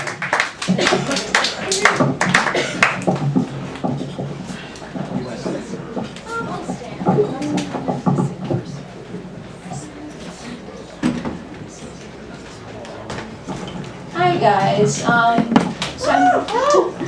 gonna sing a song first and then I will read a poem.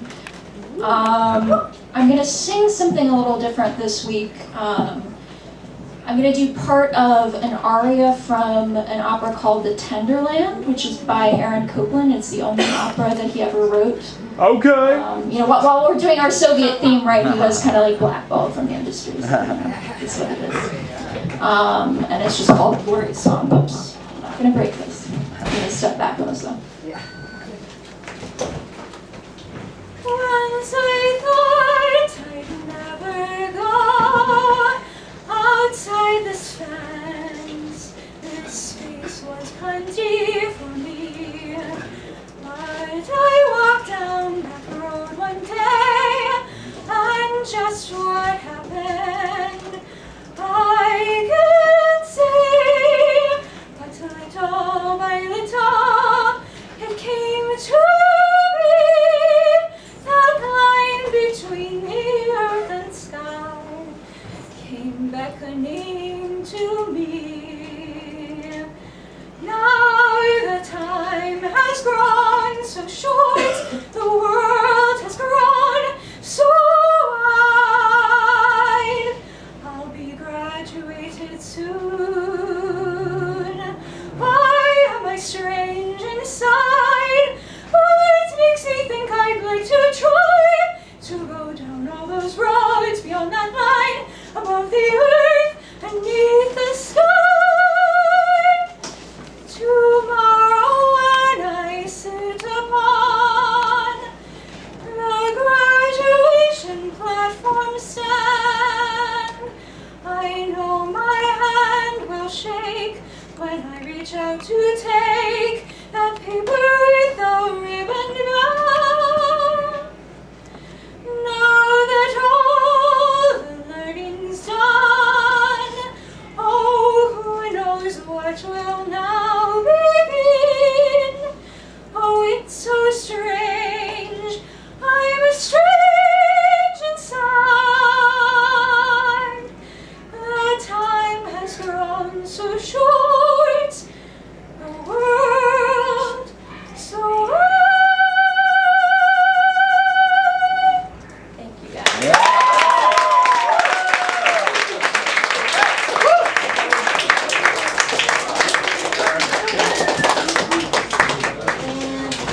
I will finish up with a poem. Alright.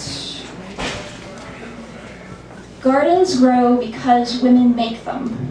Crocodiles smile, you sow nothing but death.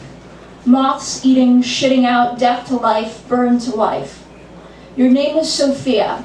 You had 2 parents, a dog, and a stuffed bear named Bear. You're barren inside, bare from words breathed, spoken, hurled like cotton white, tarnished from shocking white, stains show through. Eyes laughing, laughing at you, at skirts, at heels, lipstick, and eyes laugh at blood shed on white panties. Earthworms crawl, red skin seen, Sart and Bouville, heat spreads once before through death's turn, he turned it dead too.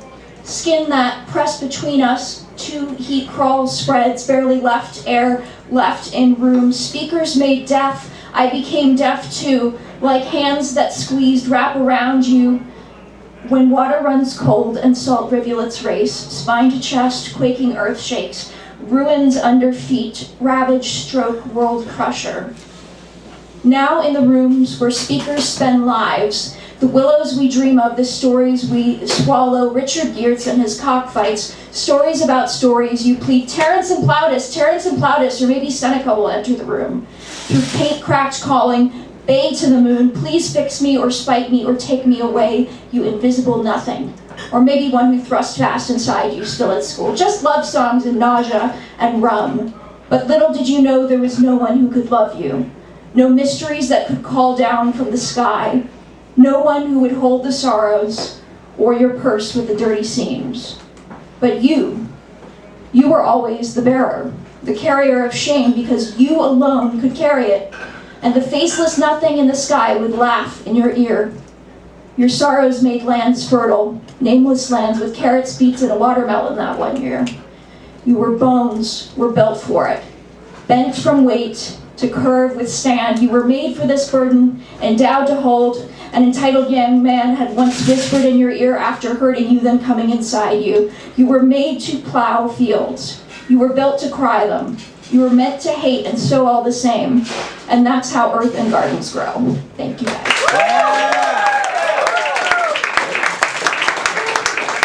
Ari, wonderful with the slashy performance, the singing and the poetry. All right, let's get one of our favorites. She just had a new vlog come out yesterday, Toy Piano. Check it out, everybody. Straight from Columbia University, Ashlee Escobar. Straight from Bennington alum.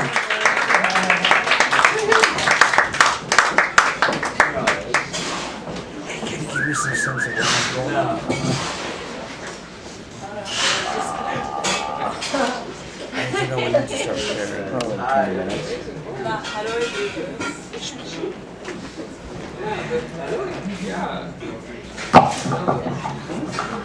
I have 3 poems for you guys today. The first one is called Toy Piano. You can check out my vlog. It's on YouTube under Quinoa Cowboys. Toy Piano. Dedication TK. I won't be ready when you come around. I can't stop listening to shoegaze or wearing Mary Janes in the rain. My socks are pastel pink with tiny cherries. I'm cherry flavored everything. I'm culturally significant. I threw up on the KGB stairs and performed after. Drop kick my life. Pretend I don't have scurvy. I knew a kid who believed he had it, blamed me for not saving him from the cliff. I was a coyote, eating blackberries. Talking feels like clawing through the brambles. I hung dried flowers on the wall, ate all the loose petals, now I eat walls. I am both sign and the signified. We went on a road trip, but neither of us knew how to drive, past sprawling lawns of highlighter yellow toys and frisbees. It's August in this dream and the next.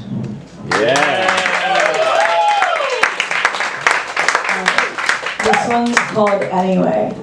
Today and tomorrow's bliss. Loneliness is watching trees. Our time a window looking out onto an empty street. Winter stretched its arms open. We hid until the blueness caught us.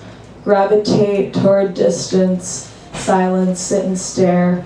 February nearly killed you. Dawn is no longer mine. Our repentance holds what we keep unsaid. Our dreams stay pure. Owls are no longer strangers. Nightfall reflects in your eyes. Everything here is slowly turning, patient in the rain. And the trees stand like people, and the people will stand like trees. Yeah. My last one is called Bob's Big Boy Parking Lot, 2:30 p.m. on Sunday. Conversion, inversion, Christians and Luddites, devout devotion, Titanic rising, repeat, sacrilegious sugar, Smirnoff mixed with Sprite, ashes to ashes, Highway 1 obsolete, devouring devotion, tinderless nights, Tinder for fire, baby for hire, pulling teeth, drown in drought, Palm Springs feeling tight, tighter wetsuit, coyote spotting, K-hole, then K. I face the billboard waiting, have I seen the light? To live and fry in LA, to live and die anyway. Sisterhood of sister wives, sister tribes, hitchhike, pioneering for trust, silver screens, freshly fucked, dum-dum stained lips, Donner Party gold strike, missing Manson, backseat blowjob, Craigslist truck. Thank you.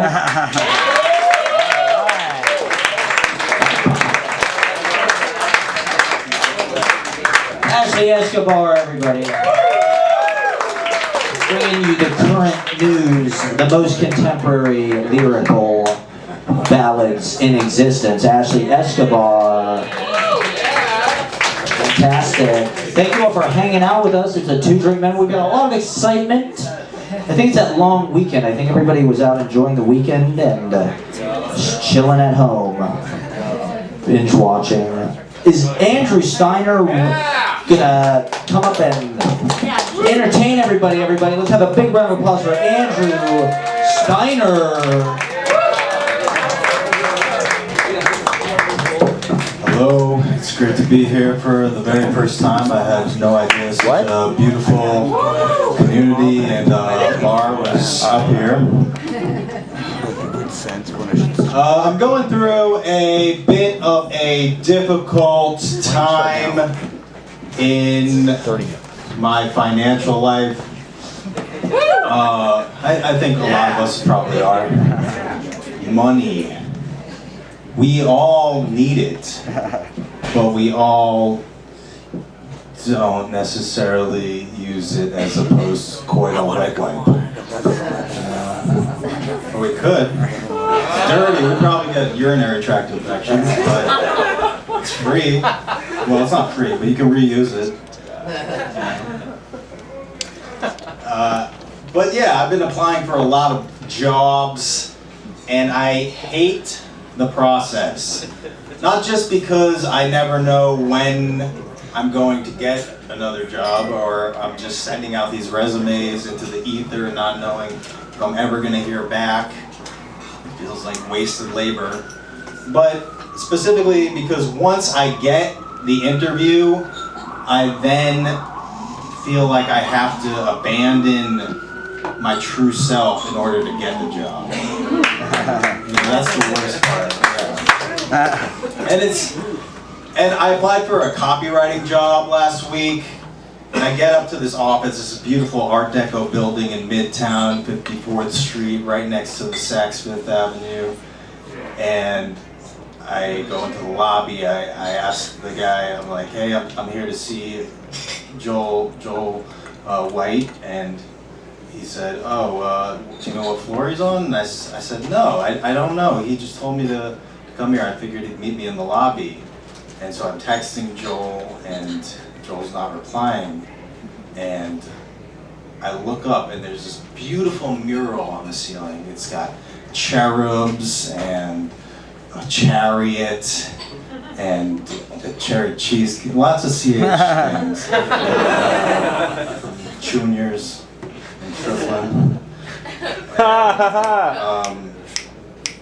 And then I just realized, you know what? I'm just gonna walk up. If they want to arrest me, they're gonna arrest me. Fuck it, let's do it. And I walk up these marble staircase. No one stops me. And by then, I'd become like, you know, when you're spear fishing. I mean, you guys all spear fish, right?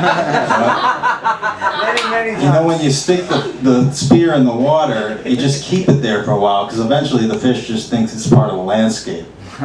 And that's how I was in the lobby. I'd been in the lobby so long that I practically worked there. So I get up to Joel's office. He's like, oh, where were you? I'm like, I'm sorry, I thought you were going to come get me. It was misunderstanding. You know, being deferential, I'm speaking about an octave higher than normally because I don't want to scare Joel. I don't want Joel to think I'm competing with him for alpha male status.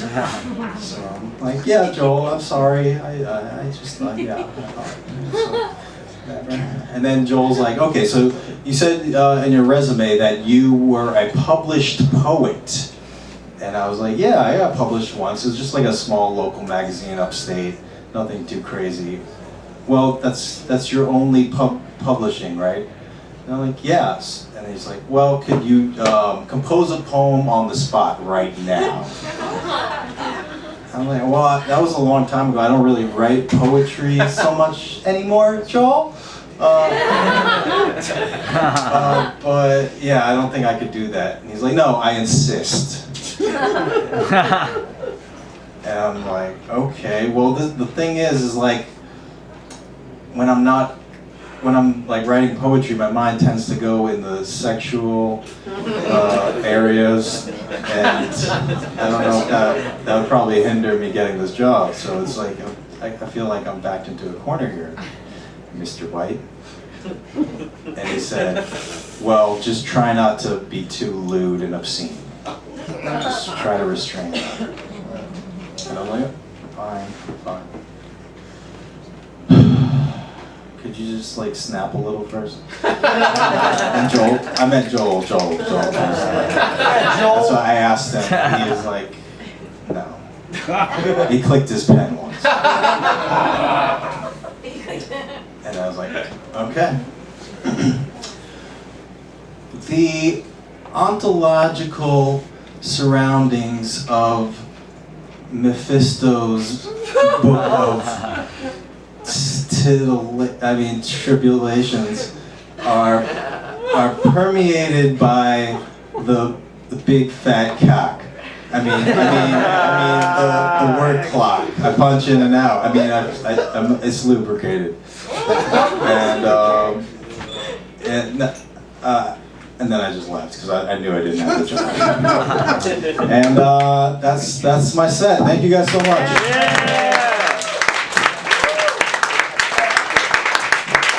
Comedy poetry hybrid. It's our specialty.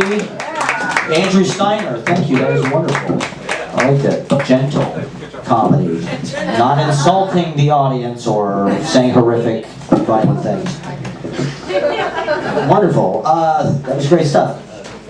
Can we get Jimmy Ong up to do some comedy for us, everybody?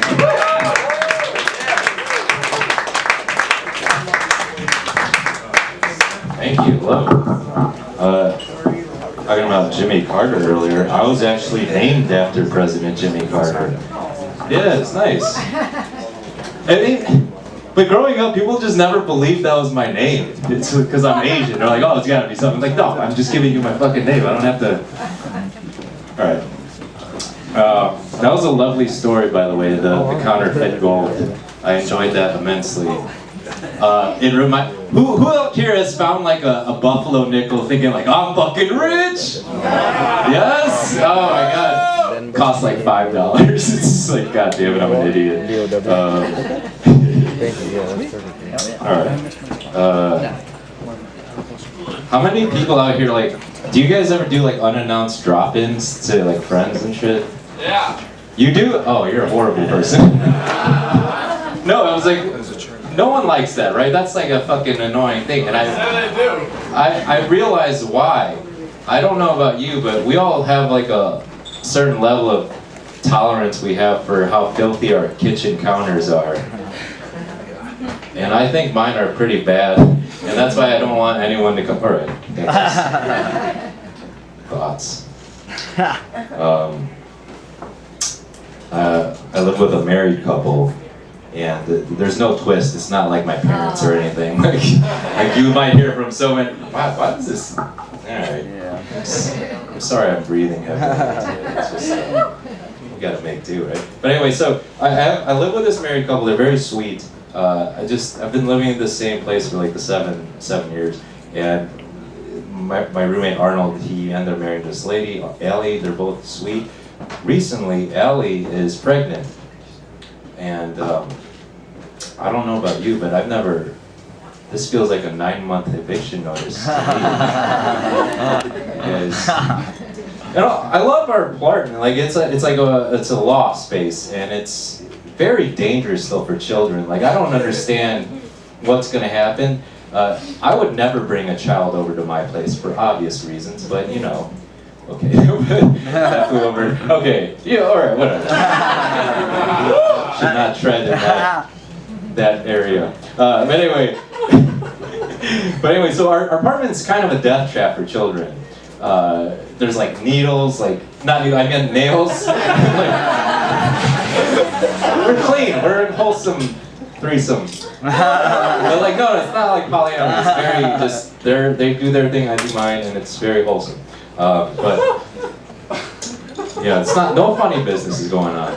But they have lately been bringing over friends that have kids, and then they've been running around the apartment, and I think this is brilliant. Because they know now where to child-proof the apartments. Because they're like little lab rats, fucking just running around. All right. All right, one last thing before I head out here. So this is like a president's, I guess this is more like a president's theme bit. Do you guys, I saw a video of an American eagle, and have you ever seen one? They're like, what is it? They're huge, right? They're like massive, majestic. Right? Yes. The founding fathers nailed it on that part. They got it right, you know? But did you guys know that Ben Franklin was heavily against the eagle as our nation's bird? Yes. Yes. Like the turkey? Wanted the turkey, yes. And I have, this is going to be my Ben Franklin impression. These are actual quotes from Ben Franklin on why he did not want the turkey. The eagle has bad moral character, does not get his living honestly, and is too lazy to fish for himself, and steals from the fishing hawk. And I bet our founding fathers were like, yeah, dude, that's why we chose the bird. Like, were you missing that meeting that day? I mean, come on, dude. Stupid turkey. Long live the eagle. Bye-bye.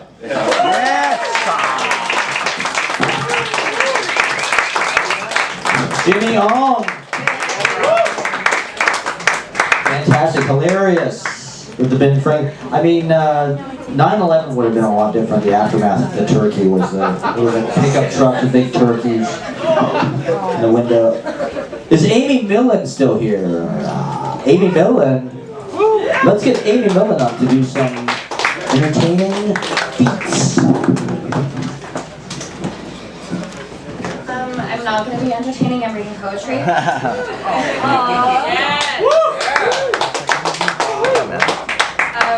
I was really proud of myself for coming prepared with printed out versions of what I was going to read, and instead I'm going to start off with a poem that's on Google Drive.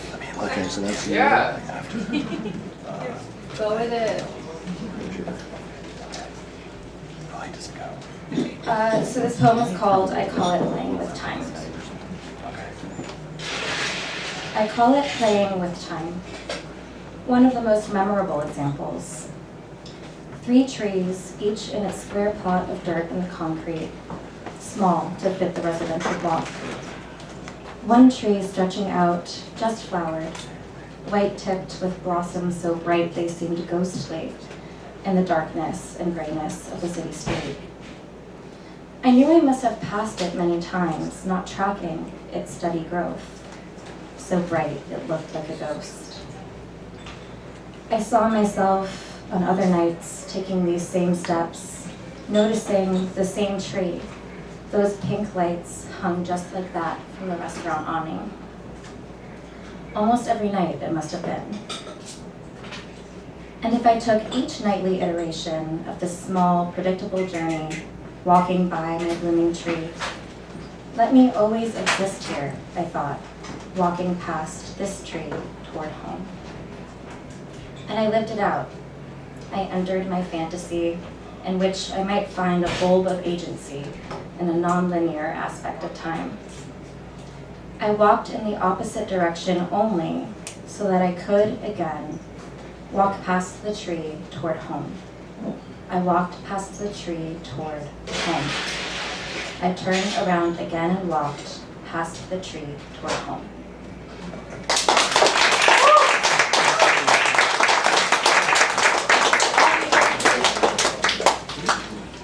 This next one is called Poem While Biking Home. And it's not a misnomer. I actually did write this poem while on a bike going home, and I'm glad that I risked death writing it while I biked past cars because I like it. Poem While Biking Home. Today is alive with undefinable nerves, like either the day and its weather, or me and mine, are too much. Someone taught me this once in a dorm room full of strangers. Tell yourself this feeling is not anxiety, it's excitement. It was a good idea then. Today the bugs keep crawling. I play my music to keep them quiet. I grip the handlebars and glide steadily, looking up. I don't know how to relate to this sky, which tonight is far too pretty, a joke at my expense. Pink and endless, every shade and length of light, so conclusively divine that emotion seems redundant. Well, here I am. The breeze tonight is sister to my skin, a fine note cooler. It promises to be gentle with my heart. Some nights feel so much like that nice dinner in Florida that I still can't place in time. The palm trees stretching tall to grace the moon, and my grandfather winking kindly, his hand, or my father's, big around mine and warm before resentment.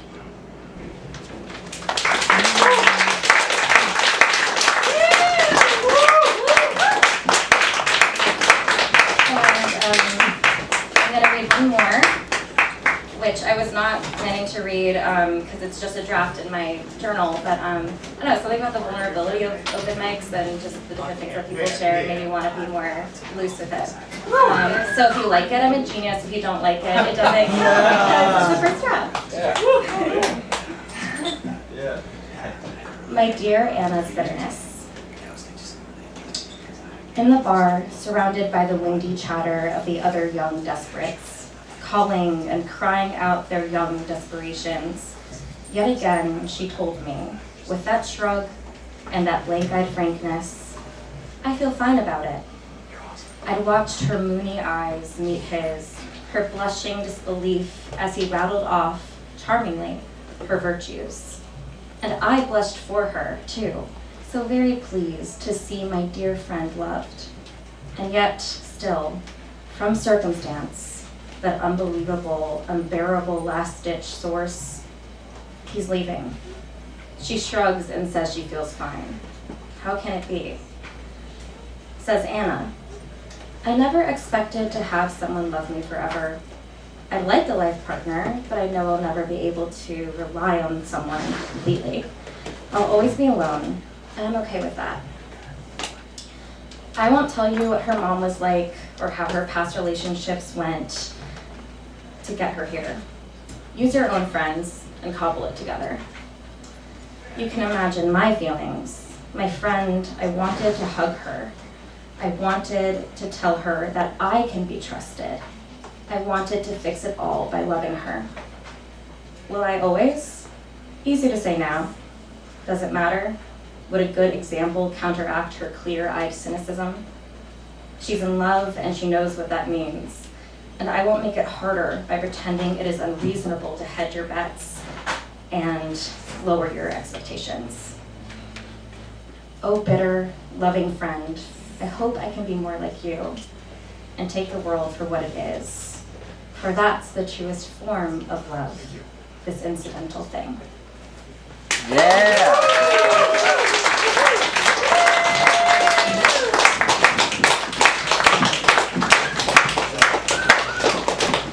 Amy Milin making their open mic debut. That was fantastic. Thank you. One more time.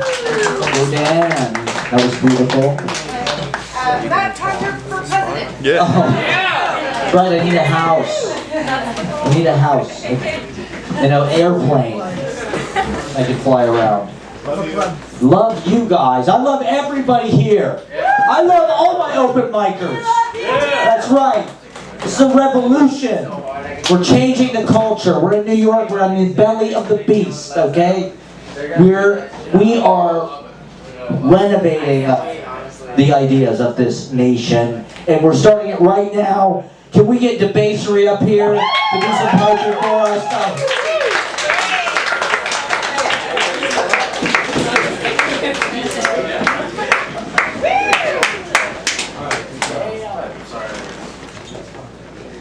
Hey, motherfuckers.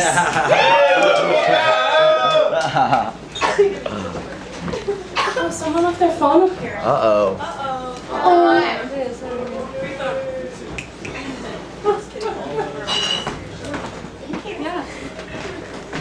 Yeah, my name is Debasery. Yeah. I have a poem and something else for you. Carrot. Carrot. Carrot. This is called iCarly Defiled Me. I've always been able to do a loud woo. Woo! And it's double loud if I put my hands together and clap for you. Obama is president. You want to take my ideas and defile them. A sexy hat does not exist. You can trust me with your data. I am definitely nauseous. And that was hard to admit. I'm going to be sick and suppress it. No one will notice the acid bubbling over. I'll make sure of it. Gosh, I gotta spend more time in my bedroom like I used to. You are a different person in every pair of shoes. I'm crying so hard on my way to work. My boxers are riding up, so I'm pulling my skirt down. I'm speed walking and I'm manually compressing because I did not wear a sports bra. I didn't anticipate the light cardio and green juice and clean living. I'm going in and out of this combo. Esther the orphan will not scam me. I clicked a link and saw things that looked like I'm going to get 10 viruses. I exited the links and closed my eyes because my mom said I cannot look at those things years ago. She saw the web history on the desktop when I was around Webkins playing Age and approached me. I flipped between the pixelated Teddy Animal tab and the tab where I spelled all the things wrong that I wanted to see. And you know the search engine knows what you want to see even if you can't type it properly. When she approached me, I was watching iCarly and feeling things down there for some reason. It was the episode when Freddie and Carly kissed, and the clap whoop track went psycho. She approached me and made me turn off the telly, and my stomach fell through to the center of the earth. I followed her into the bedroom, and she slammed the door. My throat swelled up, and I had no words or fluid left inside of me except for the acid. She asked me what I searched. I threw my hands into I'm innocent and said we passed by a store on the way to school every morning named something something sexy. And I didn't understand what was inside of that store or what kind of stuff that was, so I searched it. I don't know this stuff. What is this? But I need to see immediately. I'm always humiliated by my curiosity, but I still haven't learned this lesson.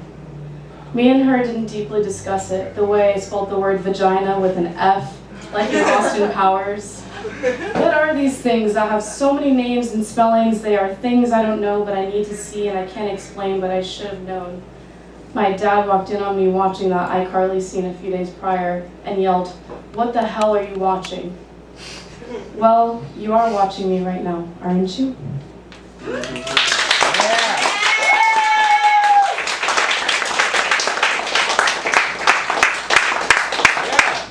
I have on my phone, Matt, I read this at your old Chelsea Place recipes. It's called Errands for Day Off. These are the things that I had to buy on my day off.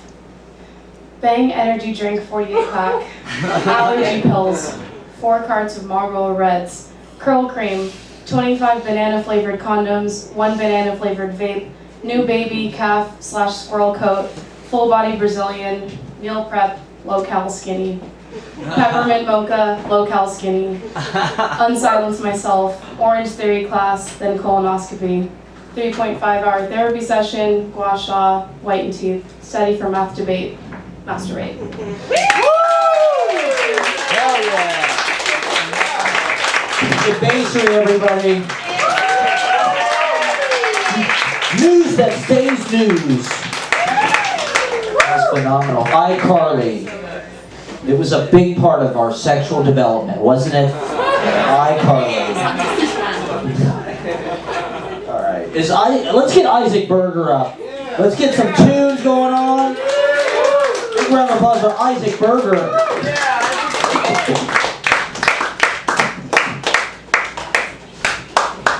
I've got the, okay.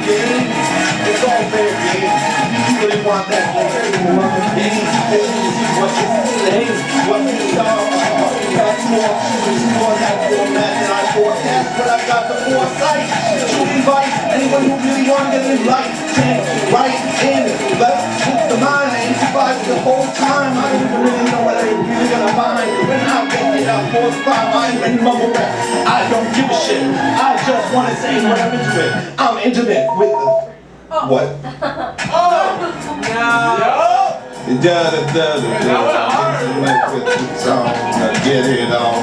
I'm living at the prophecy song. I knew it.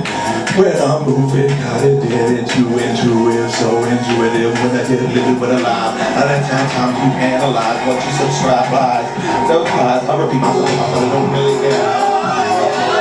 What's that? Who can't see what you don't stand for? If you don't stop, don't really go fair. When it's time to stop and toss it off and toss something off the boss, the love that's left in the sauce. And you're gonna know, don't really gotta get it back up. When I come back and turn alive to the live, living in the time with the time to live. What you gonna do when the time to live? Now, you get the time to live, and I'm living so proud of the upside.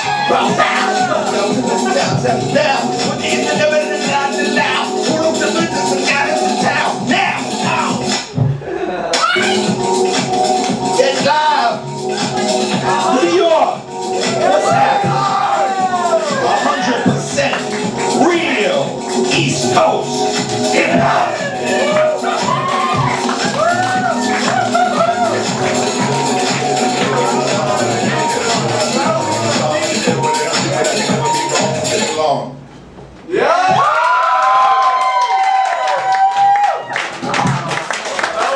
Isaac Berger, everybody. With the Bluetooth malfunction and all. Sorry, I'm homeless. I don't have electricity. My Bluetooth died. That was phenomenal. One more time for Isaac Berger, everybody. Wonderful, wonderful entertainment. We got a lot of great stuff coming up. Can we get, is Liliana and Jaden here? Liliana and Jaden, are you out there? All right, let's get Jason King up to do some comedy for us. What do you say? Hi-oh!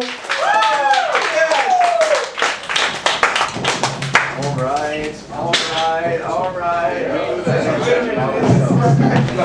Hey guys, make some noise for yourselves. What's going on? All right. Where am I going to start? Can I tell you guys some boxing knowledge?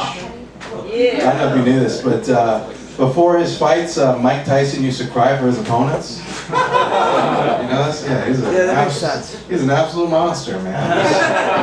Yeah, I would just love to see like a video of like center ring right before a fight.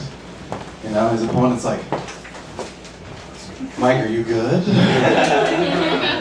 And Mike Tyson's like, your daughter's gonna miss you so much. What's going on? Here's some other boxing knowledge. I don't know if you knew this, but Muhammad Ali used to be so afraid of flying that he'd bring a parachute on board with him. Isn't that crazy? Yeah. It makes you wonder how he got past airplane security. You know, like they open the bag, they're like, what are you planning?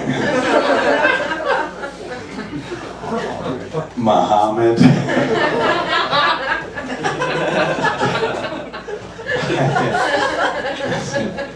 I started this story last week, so let me finish this. I did a show recently, and after the show, this woman came up to me, and she was like, do you want to try my breast milk? Yeah. And I responded to her, I was like, lady, that is a random ass question. But I know when God is talking to me. You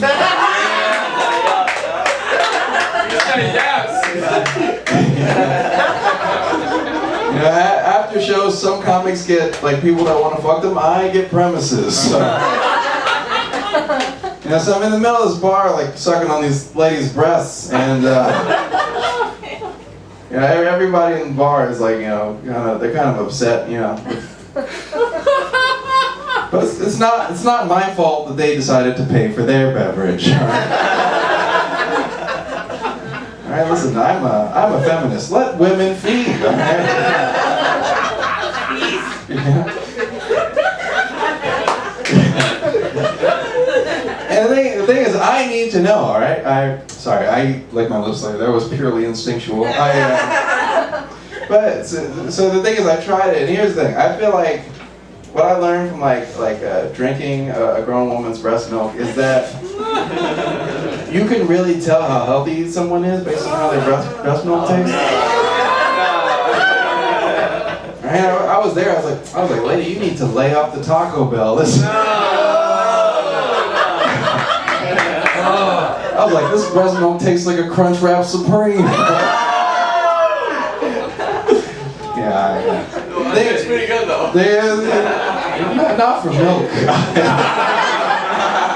The thing is, I know it was bad because I looked over at the baby. The baby was drinking like this. Oh! Drinking like it was Fear Factor. Alright, cool. I'll stop that joke right there. There's no more. Anyway, what else? On a serious note, here's a totally different topic. I think it's weird that we're prohibited from killing ourselves. I think it's weird. Right? You try to kill yourself, they tie you up, they throw you in a truck, and then they lock you in a foam room. That's kind of weird, right? Like, old people can get a euthanasia, right? Like, never mind like letting you die, we'll kill you. Right? But if you're young, we're like, keep bagging those groceries. Right? Right? Yeah, get back in that assembly line with the baby we didn't let that lady aboard, all right? That's what it is. Okay? And maybe I'm just a conspiracy theorist. All right? But at the very least, like, we're selfish as people, you know? Because we're like, it matters more to me how I would feel if I lost you than how you feel right now. Right? Like, there was one guy, okay, that I know who should really, ooh, got dark. It's getting dark up here. It's getting dark up here. Oh, let's go. Yeah. There's one guy I knew who really should have killed himself. Alright? And I told him to keep going because I really liked our mini golf Tuesdays.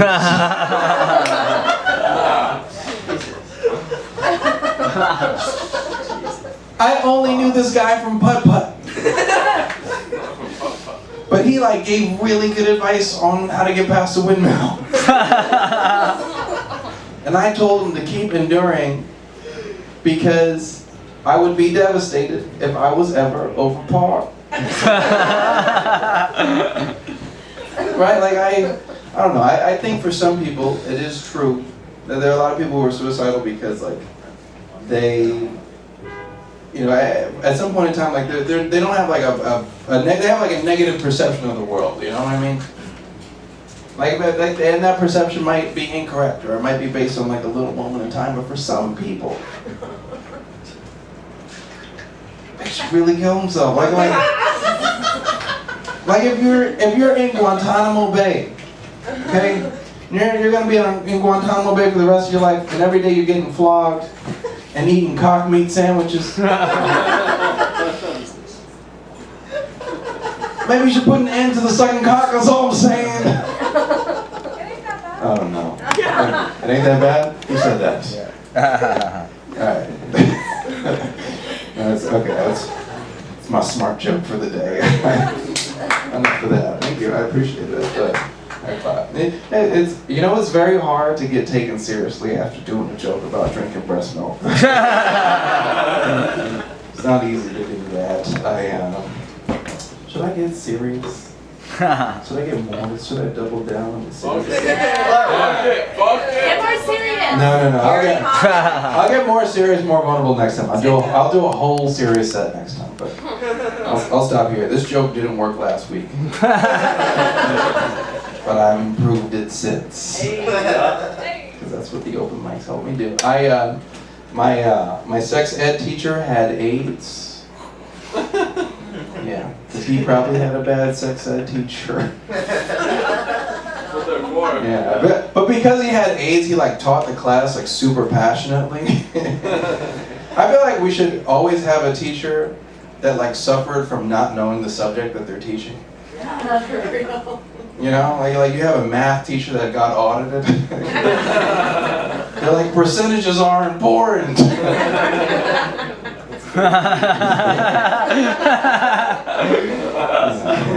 You have like a chemistry lab teacher that had a chemical accident.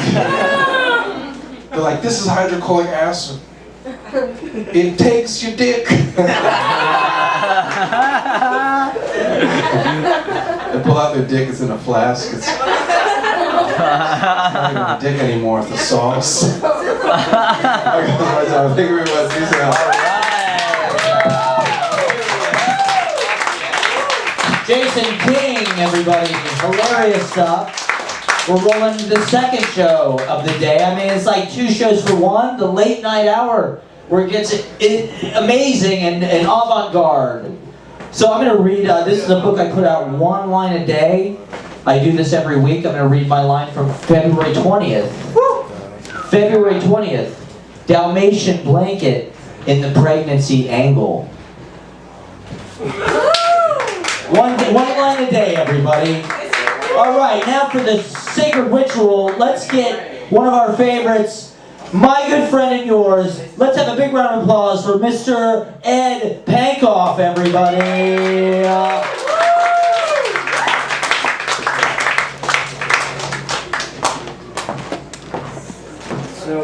Okay, let's, we actually failed to establish the cue. Okay. to make this ritual work, we have to do things according to a certain sense of timing. And unfortunately, it's a little early. It's 11:08, and I want to go for 11:11. You know what I mean? And I think you will know what I mean. Use the mic. No, I don't need to. So, how y'all doing? Yeah. How you guys? Woo. Okay, I'm gonna give it one more minute. Oh, boom. Okay, actually, let's have the track. All right. Yes, because about halfway through, it's going to get into full mode.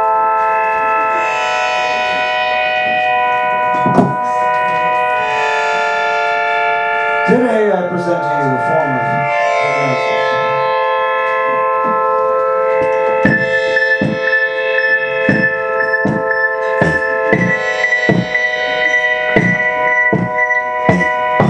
Citrus. Prevents scurvy. Some of us, we've seen each other's faces before. And yet, interest is its own beast. We see it knocking down our door. Ultimately, that's not what I came here to talk to you guys about at all. In fact, I find such a notion to be rather petty. Because simply,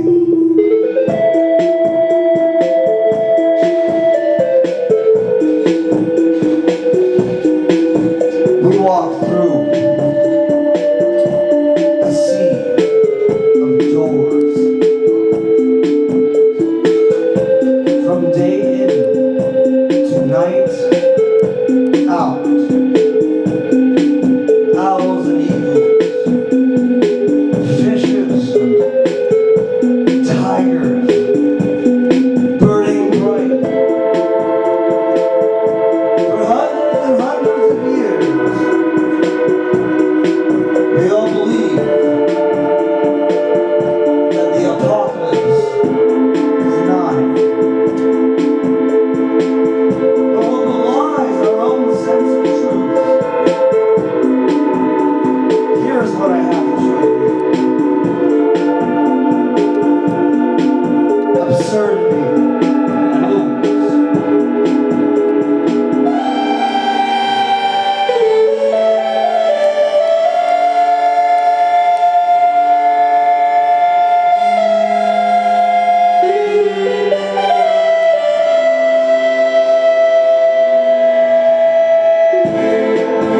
Yes, I've seen all your faces before,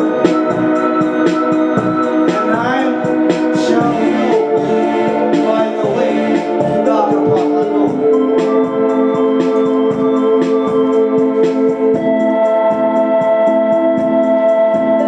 Ultimately, if it boils down to an existential dilemma that boils within your mind, then I can tell you to fuck off. Because it's quite simple.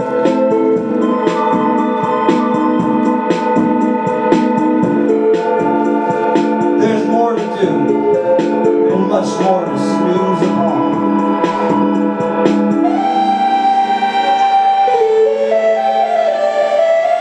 Because we dream. And so, we'll let it be.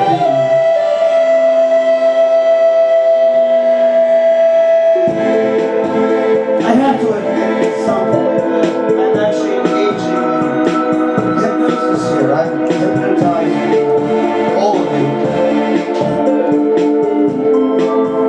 This is the point where consent is involved.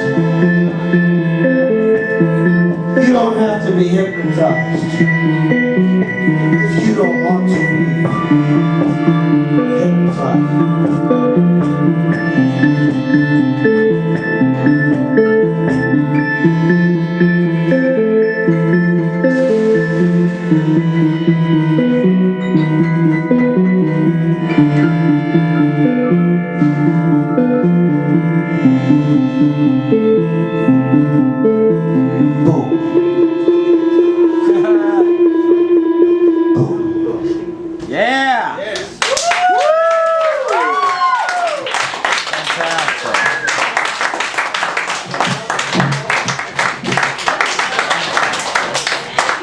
Edward Pankoff, everybody. Yeah! Doing consistently groundbreaking work every week at the open mic. Come every week. We're here every week. It's a residency. We've got all our favorites, all our regulars, our cast that are here every week. Edward Pankoff, one more time. All right, let's get one of our favorites. Can we get Thomas Christopher Elliott to come up and share some work with us? Let's see. So I have an extra something today. Hell yeah. Beautiful. There we go. Oh yeah.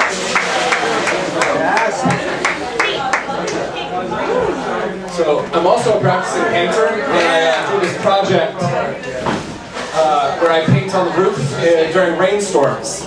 And I paint onto a canvas, but between water and pigment there can be no stasis, so I take prints of them. But what's left over, I call the paintings the dances because I put them on the ground and I paint it all with my foot to make the prints, dancing. But then there's the dance floor, which is this. And, so it's like the bath water. And would anyone like it? Let's see your hand. Yeah! Yeah, I don't know. So I've used it as gift wrap. So I gave my mom a copy of Rivka's Everyone Knows Your Mother is a Witch, and I wrapped it in one of these with a little safety pin. So you can do whatever you like with it.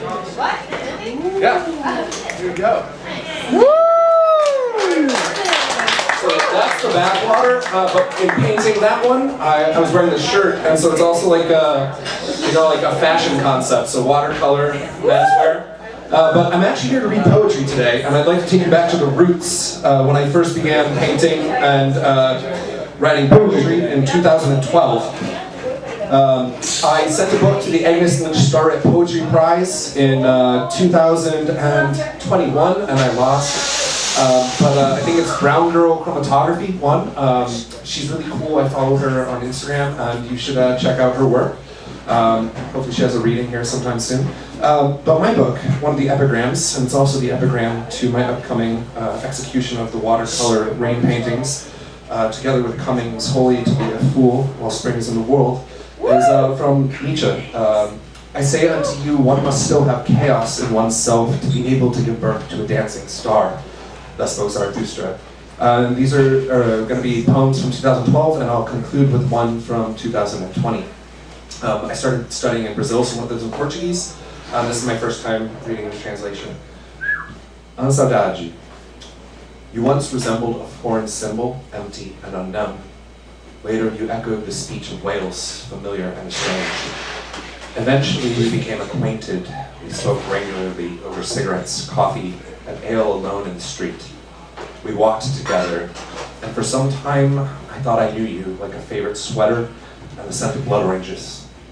You were a lightness, a reminder of beauty, like dew on early spring's blossoms to come. Then one day, as reality and dreams collided, you evaporated and killed you. I never knew of your immortality or how your gaseous form lingers. I never knew that every breath is full of your invisible presence. I never knew that a catalyst could make you so heavy. So yeah. Se olhos falam a verdade, como a boca da alma que fala a sua felicidade e grita enquanto ama, os meus olhos ouviram mugir uma chamada enquanto eu estava na galeria. Seu olhar me sussurrou falando de desejo profundo, e assim você me afetou num só segundo, e dali. A linguagem dos olhos só se ampliou quando a gente descobriu palavras, danças, beijos. Me fui. Começa a olhar até o forte que eu queria mergulhar, ficou marcado na minha mente o seu olhar que tem fogo de queimar. É você, bom, sou eu que morava num forte, num castelo de solidão alegre. É você que lutava fortemente até conquistar meu coração. Era você que sonhava seus sonhos até conseguir metê-los em mim. E não percebia a chuva, nem entendia a causa, que de repente apagou a chama que existia em você, pois se olhos estão na verdade, já sabia, nesse dia os olhos que eram de alegria lamentaram Cuspiram dor com hálito de ressentimento. E já sabia, já sei, não tem que me falar, se olhar me disse tudo. And so in English, it's titled Your Gaze. If eyes speak the truth like the mouth of the soul that speaks your happiness and shouts while you love, one day my eyes heard a call while in the gallery. Your stare whispered to me, speaking of a deep desire, and in that way you captured me in a matter of seconds. And from there, the language of eyes merely amplified as we discovered words, dancing, kisses, I left. Yet this powerful gaze into which I wanted to dive remained branded in my mind, your stare that has a burning fire. I am the one that lived in a fortress, in a castle of satisfied loneliness. You're the one that fought fervently until you conquered my heart. It was your dream. It was you that dreamt your dreams until you managed to drive them under my skin. And yet I never noticed the rain, nor did I understand the cause that suddenly extinguished the fire that existed in you. But if I speak the truth, I know now I already knew on that day the eyes that were once of joy lamented and spat pain with the foul breath of resentment. And I already knew, I know now. You don't have to tell me, your eyes told me everything. And this is a concrete poem, so you can't fully understand it in spoken form. But here goes. I wish only to be a prominent character on a dimly lit stage performing pantomiming dreams in silence for an audience of their creators, lone with you, where we can create and experience overlapping universes. And lastly, one more poem. This one's from 2020. I wrote this in Washington State. The dream of life. The dream of life is continuous, seamless, and seemingly unknown to us. Known to us, shown through us, to us in waking life and the moments in between. I am a cocoon, a process, a mess. I am the shell and that which emerges. I am the real, I am the illusion. I am that which dies, I am that which is eternal and everything in between. I am the shadows of my past and the light of my future. I am the film in between the extremes upon which the dream is projected, recorded, lived, felt, seen, and heard. I can taste it, and I can smell the ashes, the smoke, the flicker of the flame I chase into darkness, into the dream, throughout the real, and always towards those moments of burning desire fulfilled when we ignite as one. The dream of life is continuous, punctuated by moments kissing you.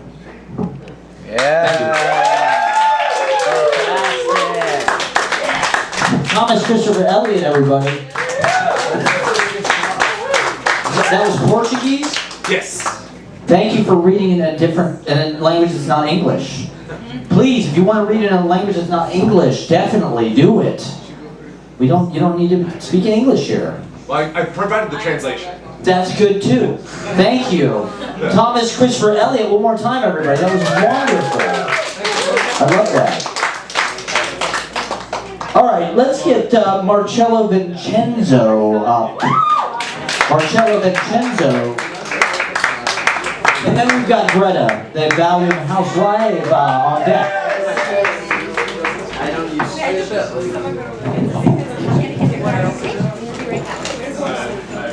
Hello. Yeah. So I just want to say that tonight is such a lovely night, and I'm so happy to be a part of it. This is my open mic debut. Yeah. I will be reading tonight an excerpt of a chapter of my novel. And just for broad context, the novel is a ghost story, so if any of you are fans of the genre. She found herself clutching her throat as she arose from the comforter of her bed. She panicked as she did so, finding the time to scream in her mind, yet the fire did not continue through her tongue, and nothing came out physically but a dry puff of dust. She began to hyperventilate as she failed over and over to make so much as a futile grunt, and upon the 6th or 7th time of an experimental cry, she gave up, still clutching her throat at its base, just where that small triangle forms within strange tendons in the neck. And Maria Cortez suffered mercilessly from the pejorative paranoia that she was being watched constantly. As a child, she had seen her own fair share of ghosts, ghouls, rapists, and witches, and the explanations of such phenomena did not ease her tension. She had read somewhere long ago that the human brain chronically and unfalteringly senses the presence of watchful eyes, even subconsciously. Someone later told her that it was the cause of sudden and frightening wakes in the night, that the reason for a person to jolt up from their slumber so aggressively at inappropriate intervals was rooted in the unconscious alert that one is being observed, stalked, or collected in some concentrated and intimate setting. So when Anne-Marie awoke, she immediately scanned the room for the presence of a stalker or an animal, even perhaps a pair of translucent, shimmering eyes that would belong to a moth. But she turned up her search fruitless and barren. She breathed steadily after several beats of time, allowed her hand to fall from the throat to her bosom, scratched her left breast, and exhaled. Her heart slowed as she collected herself yet again. Her eyes adjusted to the bedroom, and for the first genuine time she took in the air of the place she had inhabited for only less than a day. But as it were, it felt as though she had witnessed residence to the estate for years doubled over. It was a large and spacious room, something old and jaded, and ornately designed with a soft and welcoming French touch that both rejected and ensnared the girl. Rejected because she was a foreigner in a strange land, an overstepper in a red square, an extra puzzle piece discarded carelessly to a different box. Ensnared because she resided within the very sheets, the tongues of the bedroom, willingly but by force at the same time. She was in it now, in it then, and somehow something had swept her up because of it.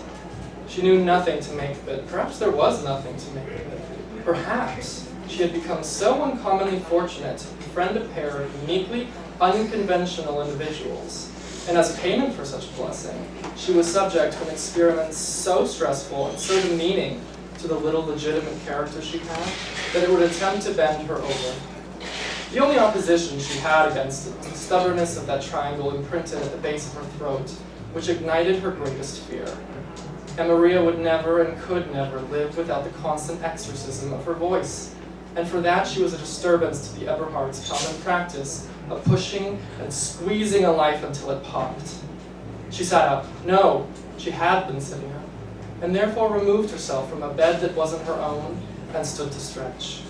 She gazed around the room yet again, redundantly so, and observed the furnishings piece by piece, just as it waited for her to find something to focus on through the dark.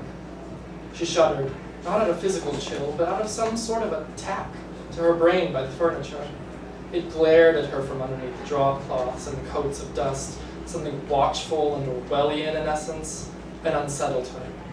As she continued to explore with her eyes, she realized that what had so rudely awoken her was not the absolution of some physical set of eyes, but the eyes of the chairs, the rugs, and the mirrors.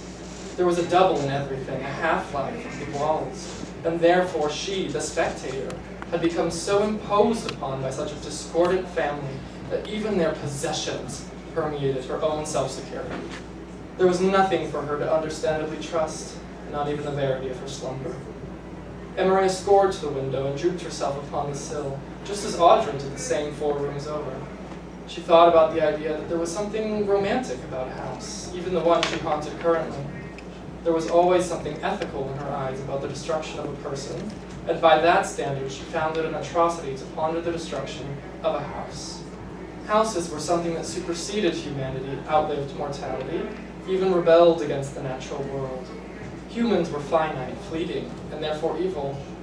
She stretched on the sill as a feline and entertained the ideology that her relationship with the Eberhards, and consequently with Audra and Chaplin, had begun with a house. That in itself strongly regressed against her own conventional truth that people haunted houses, and because of this midnight revelation, she stumbled upon the subversion that it is houses, dear reader, that haunt people. Rather, forgive me, for we venture too far into Freudian territory. Thank you. Yeah. Wow. Wonderful. Thank you, Marcello. And wonderful outfit as well. Just fantastic. Ensemble. The looks. Fantastic. All right, very excited about this next performer. She's letting me crash on her couch. She's an amazing person, a great artist. Breda, the wonderful, the one and only Breda, the Valiant Housewife.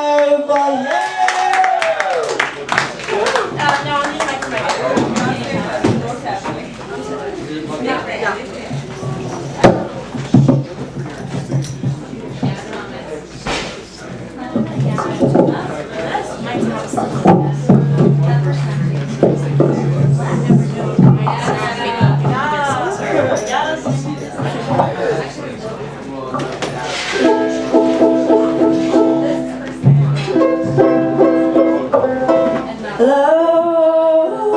cool. Matt, can you put this on a stand and like or somewhere and make? My mom wants to see it. Oh yeah. Something probably never. Maybe could you? I don't know. Yeah, that's perfect. That's perfect. Yeah, hit the button. All right. Oh, rock and roll. Okay. Hello, everybody. Hi. All right. I'm Valiant Housewife, and I'm gonna play a song or maybe two songs for you because they're short. This one's called Dirty Girl, and it starts with a line from Sylvia Plath. So, yeah, Sylvia in the house.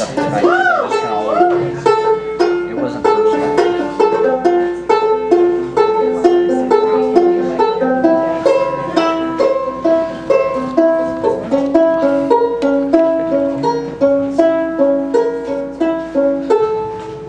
Dirty girl, thumb stump, posture crude, back slump by, taking fast, speed bump said, never swallow that throat lump I'm on.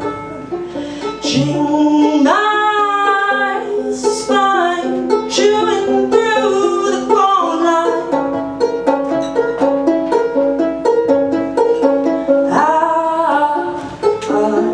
Bargain with time, letting out the hemlock.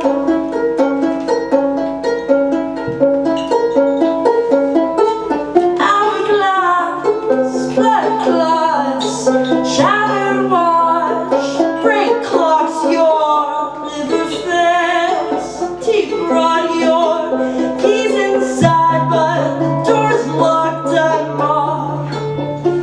Ching my spine, chewing through the phone line.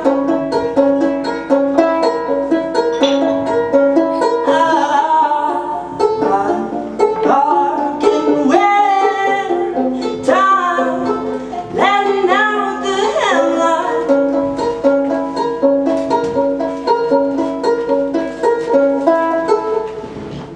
When I drown, seasick it surrounds and constricts. They strip you down. You're so sick, those paper gowns can't quick. I'm all ching my spine, chewing through the phone line.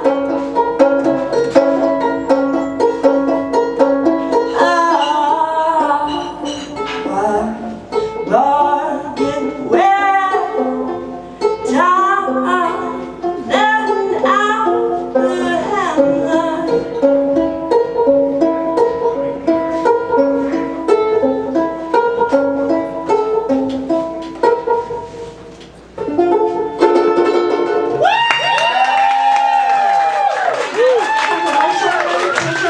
I don't can't see that, so I'm just gonna do it.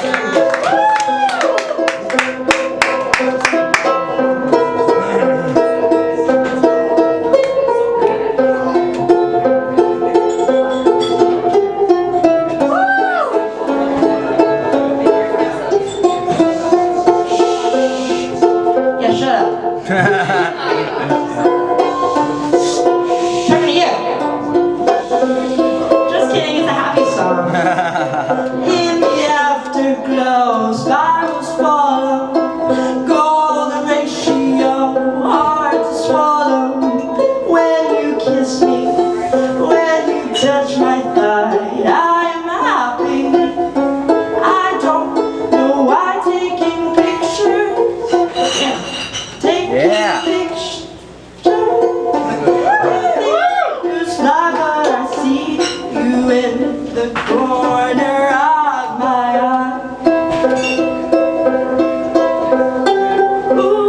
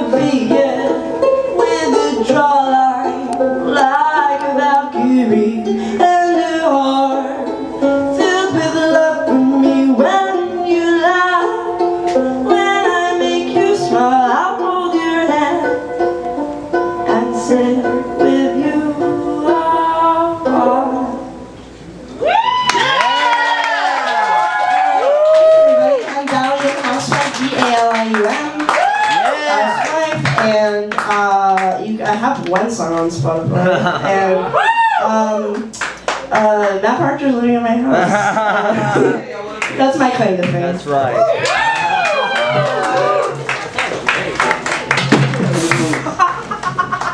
Oh my God, I'm so sorry. It's gonna be it's perfect. That's part of it. Sorry, Mom. We were recording a video for Grand Housewife's mom. Grand Housewife. And one more time for Greta, the Valiant Housewife, everybody. Daft Punk is playing at my house. And Matt Proctor is staying at Greta's house. Is Kimberlyn, speaking of houses, Kimberlyn still in this house? Kimberlyn, we're looking for you. Apparently, is that a yes? Is that a yes? Is Kimberlyn out there? How about Elwood? Can we get Elwood up? Yo, what's up? You have a backing track? All right, can you email it to me, or we'll figure that out? Just so you'll be next, and then in the meantime.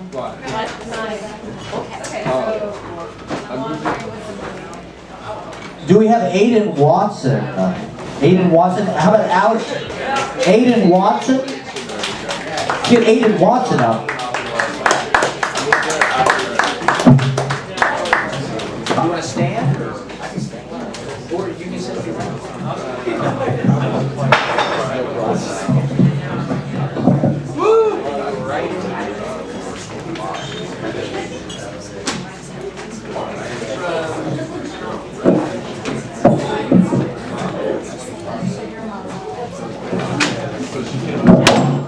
No, it's fine. Everything's fine.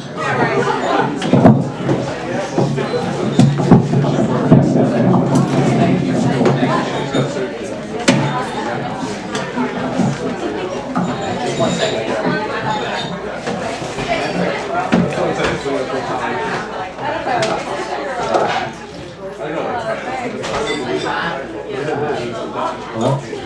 Yeah. Nothing? Is your guitar up?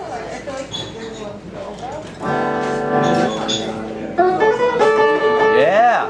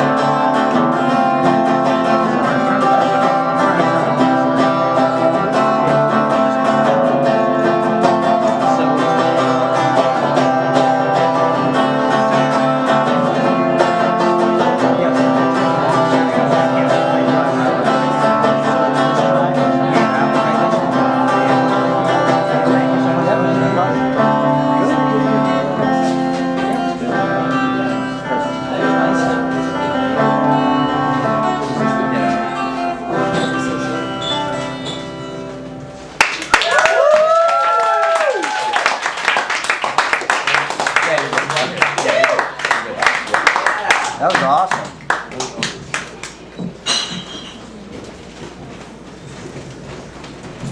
Aiden Watson on the Stratocaster. Phenomenal. I love it. I loved it. I'll come back again, definitely. Come back next week. We'll be here next week. And the week after that, we've got some amazing music coming next. Can we get a big round of applause for Elwood coming up? He's gonna blow the roof off this place. Got some amazing music. Big round of applause for Elwood, everybody. We got some amazing acts coming at you. Thank you for sticking with us to 2 drink minimum. I'm Matt Proctor. We'll be back next week. Elwood. Hey y'all, what's going on? Yeah. I'm hopped off of a no food. Sorry I'm late. Jeez, but I can't wait to rock with y'all after all this. I'm about to put my phone on so I can play the actual song. Y'all ready for that? Hey, alright, one second. Sorry. My fault.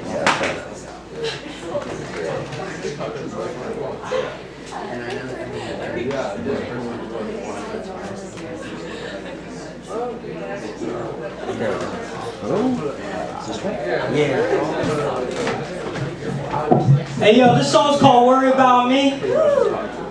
And if there's something eating you on the inside, you'll get it. What's that? And I'll probably be here. It's a little low, but damn, hold on 1 second. Sorry. No, my fault. Sorry, guys. Oh yeah, this is fine. Can I restart? Yeah. Thank you. Yo, can I get a clap one time, right? Yeah. Are you trying to have a good time? I see you talking like hot, going up and down, yeah.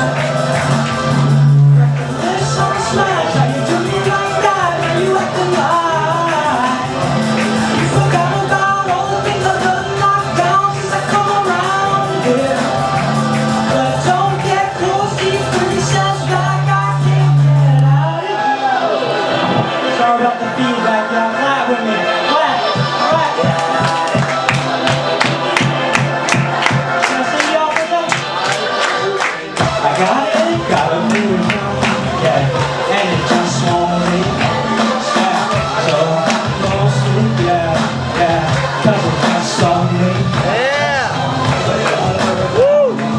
Do what you want, don't worry about me, don't worry about me, I'll be up all night and say, hey, I see you talking like that, going up and down here, yeah. Crack a lip so smart, you do me like that, you acting like you forgot about all the things I've done locked down since I come around, yeah. But don't get close, keep to yourself, back, I can't get out of here. Clap, I can't get out. Hey, I don't need no sympathy, yeah. I'm alive, just screaming, but the world just needs that, yeah. They just fall on me, just on, but don't worry about me. Do what you want, don't worry about me. Don't worry about me, don't worry about me. I'll be up all night. Hey. I see you talking that kind, going up and down, yeah. Crack a lip so smash, and you do me like that, and you acting like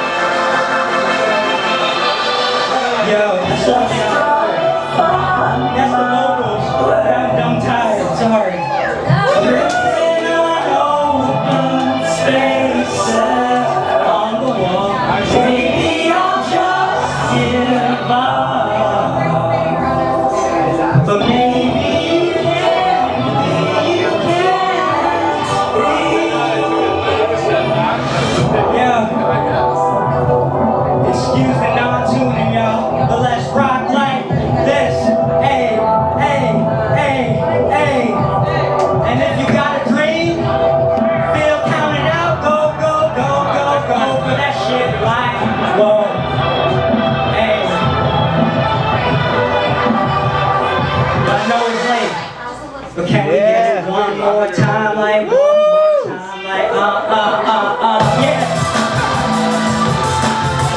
Yeah, sing with me now, now, now.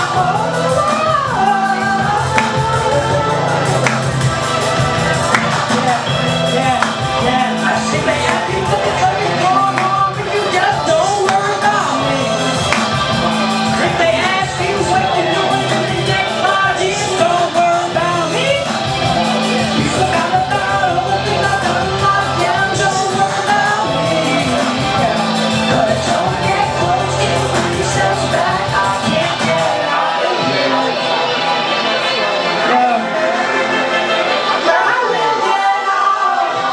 Something y'all dealing with, you can get out too. Can you help me tonight? Can you help me one more time?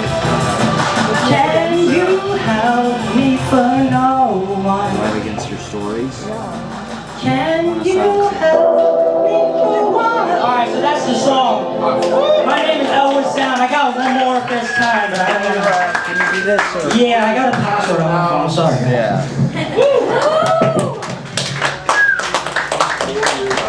Hold on. I might see you. Why are you trying to hack into his phone? I'm just trying to get the song going. You almost had it. Well, I wasn't. You're like hacking it. That's alright. Yeah, it's not So far. Hey, so if I can fuck up the vibe one more time. Whenever we're back, it seems so like you know, see all yeah, definitely. What's your name? so I see what How do you spell it? show me what it's like to live that old baby. Anybody else or? No, just me. Awesome. See all lights to the daylight, so I see where I come home. I look a backslide. Been waiting for this daylight all night. Oh, I've been with no line. Like the curves on the dresses, that's no lie. I mean, got time. I know, right? Been waiting for this daylight all night. Parked up, I be living with no line. You know I'm talking to you with the heat. Oh, God, so unnatural wine. Yeah, slow stepping, slow ride, slow down. That time that she goes down the light. Won't take me, she wanna see the light show. Got the section bottles with that ice flow. It's just so hard to be real with the lights off. Right. Whenever we're back, just seems so like you know, I know it's late, let's just wait and just have a good time, y'all.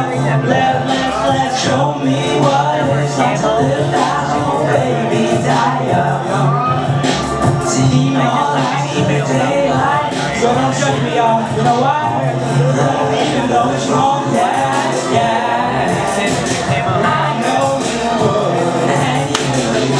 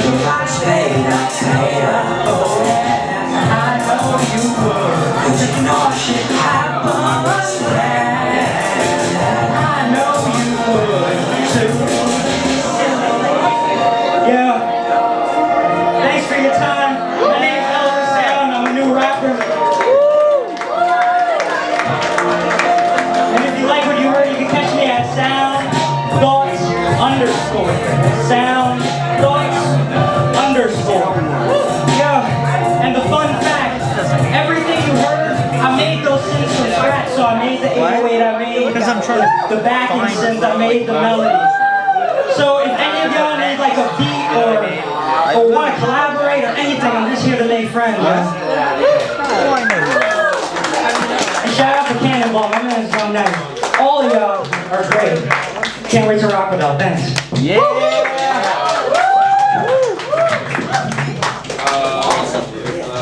Elwood, that was sweet. Bring your beats out.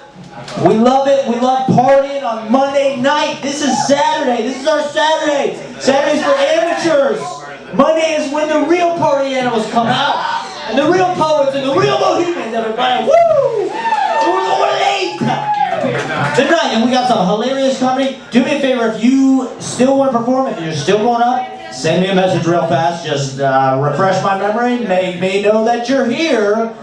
And I'm super excited about this next guy. Let's have a big round of applause for some comedy, ladies and gentlemen.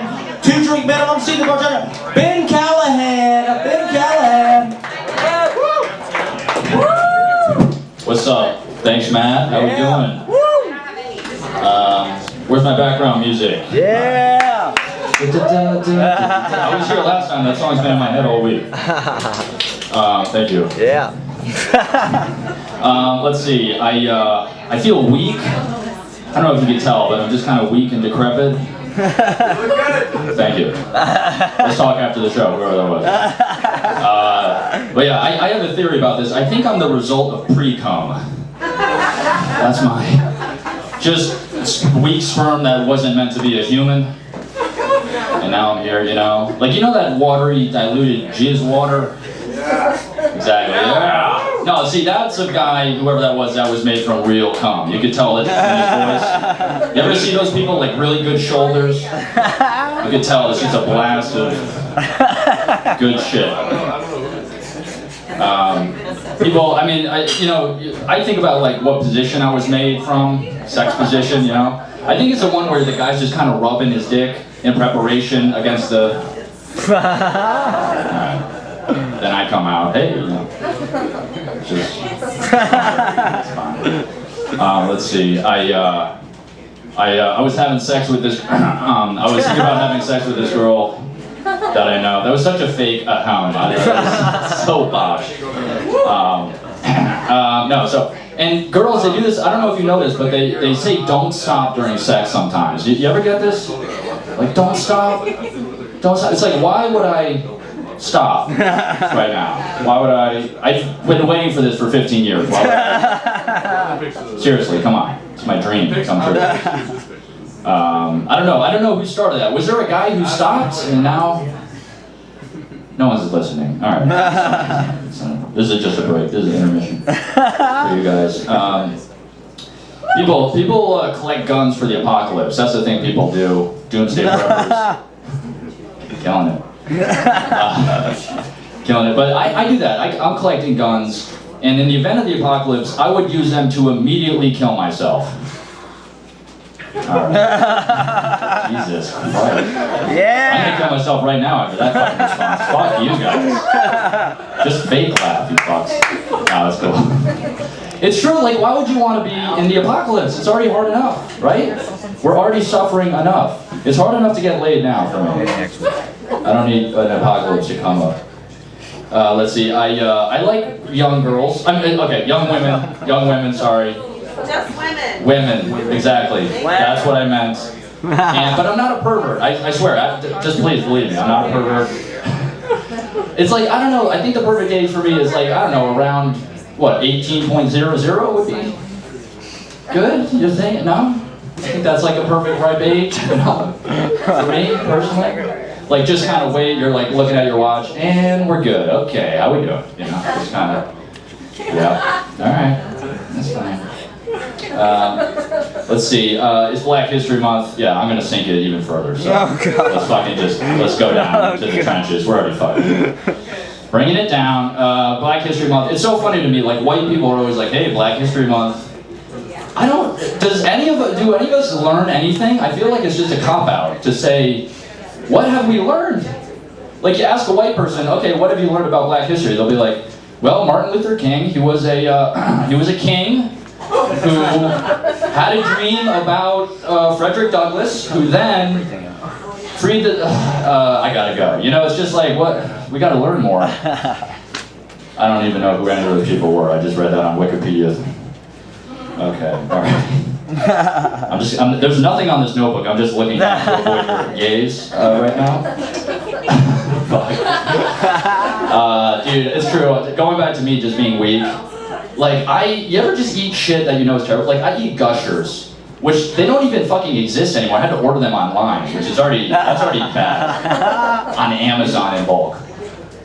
Anyway, and so you just look at those. I think it's just pure estrogen in plastic, and I think it's like my dick's getting smaller.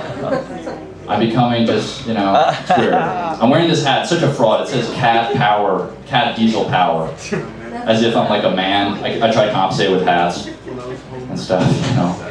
I'm so weak, like I can't afford to have a bad temper with this body. I can't afford to have an anger problem, even though I do. So I take it out on inanimate objects. You ever do that?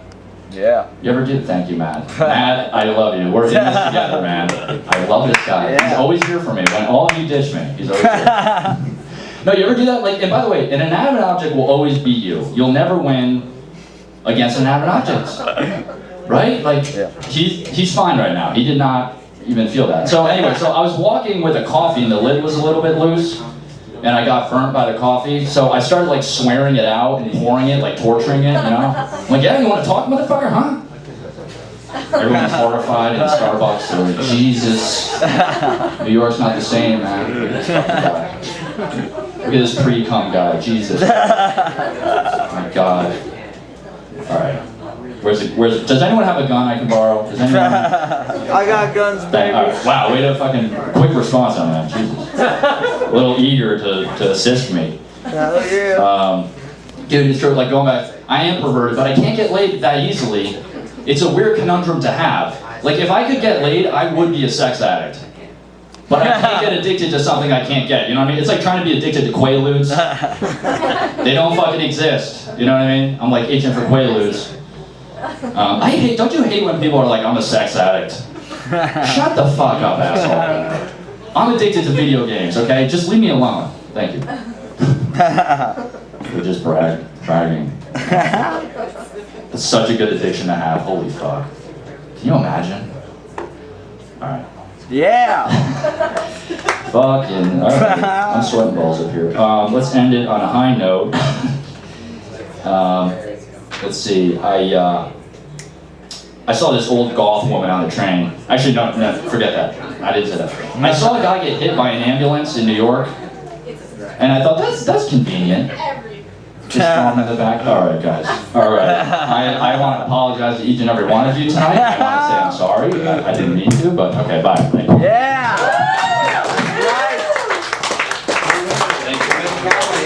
Ben Callahan. It's some new material, I think, about pre-cum, and that was hilarious. One more time for Ben Callahan slaying at the Monday open mic. Once again, 2-drink minimum, let's party. I'm having a great time. If anybody wants to do shots, I'll be back at the bar right after this. Let's get Garrett up. Can Garrett play this Mason and Hamlin for us? Also, there's a phone up here. Is this somebody's phone? Could be mine. Is this yours? Garrett! Someone just yelled my name. Yeah, I'll use that one. That works. Hey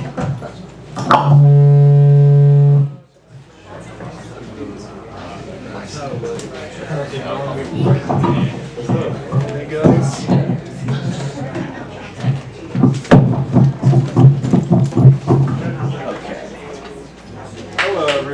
Can you flick it on?